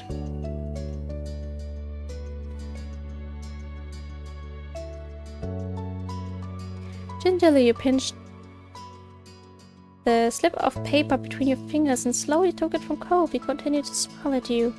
Gripping the note tight, you smiled back at him. Though you struggled to find the words for the moment, you knew but this gift was more than the number of pennies it was worth at the bank. No sign of Cove's trust. He believed you. Thanks for this and for feeling better now. Cove continued to look at you softly, his eyes wide and earnest. Yeah, you're a rich kid now. Yes! I mean, for a kid, that's a lot of money. I mean, I wish I had $40 now.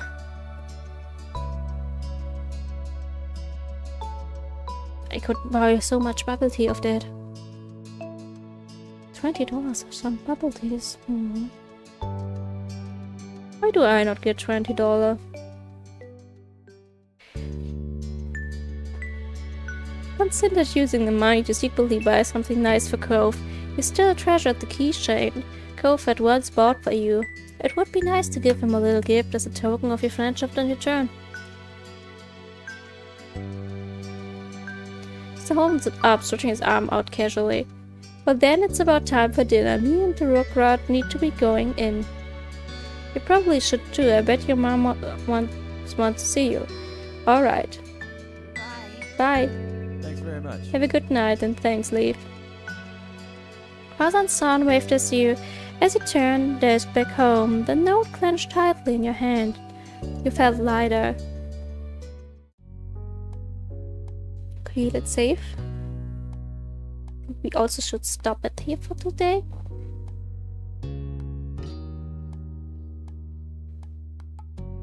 We still have 3 more memories to go, and then can go into step 2, then step 3. I'm rich now.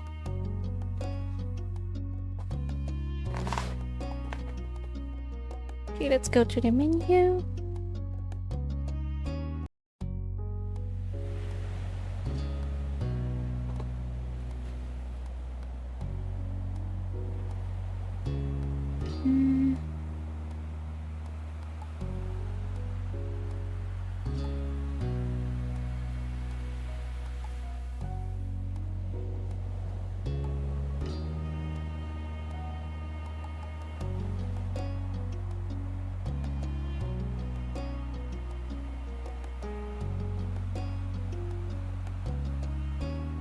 Also can show you guys the plan again. If I find it.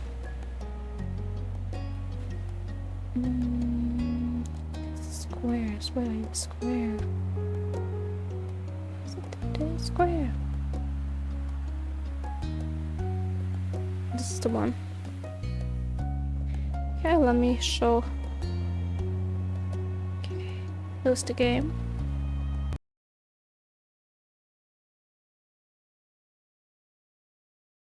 It's crashing when I close it, apparently. That's why I saved the game.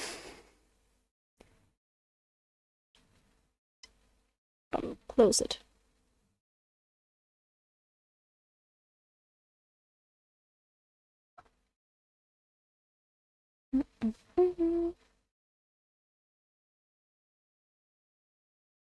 Change the chat stream. Now.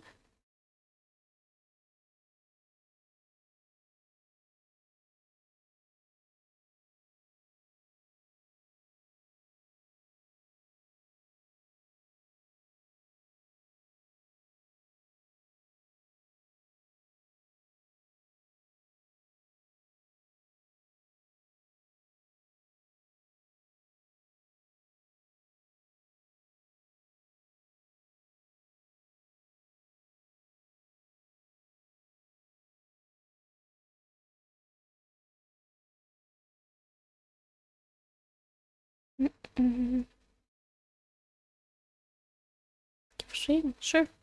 I'm gonna show when we continue our live, because apparently a lot of people like it. We usually play it on Sundays. The only exception is the last Monday of the month. They always play it too, unless that we play it on the Sundays. So we continue on these days. I already also upload the videos on YouTube. Tomorrow I have another streamer playing Best Friend Forever, a very cutesy game again. Same thing goes for Wednesday, and Saturday we play Sims 4. Then as said, we continue our life. And then Stellarfire for the week after that. That's what we do in the Pride month. Also in the week it's usually 6 p.m. and on the weekends it's 8 p.m. At least Central European time. So just letting you know that one.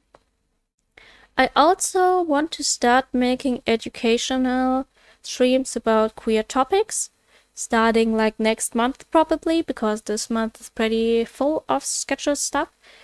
And if you have questions about queer topics, whatever it might be, from pronouns to gender identities to other topics that somehow are queer, you can ask me that. I put NGL. That's kind of something where you can anonymously post questions towards me, so I can answer them, but you also can reach out to me on my social medias. Yes, that's pretty much it. Yeah, oh, I can show you the charity thing again. More talk about it. I'm annoyed this is in the wrong position. Wait.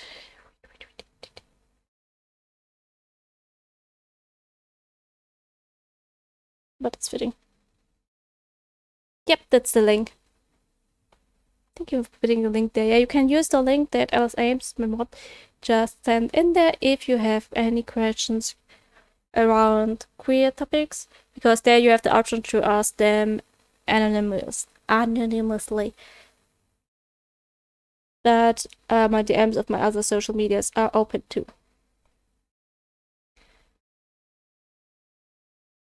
Yeah, it's still over the time of Pride Month. I'm helping to raise money for the Trans Healthcare Project. The Trans Health Project is helping people with less money who need gender affirming aid, like binders, packers, etc. Because this kind of stuff isn't cheap and not everybody can afford it. The project sends out these kind of care packages all over the world. The most money that they get, it goes to affording the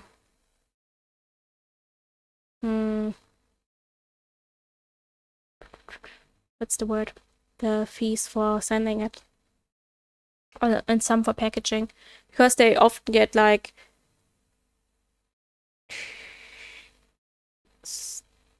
they usually get like secondhand stuff that they send out. So thank you for watching, and we see each other tomorrow, or maybe next week if you brought our live here. Thank you for being here. It was a nice stream, and I will rate you out. Bye. Thanks for the stream. Sure.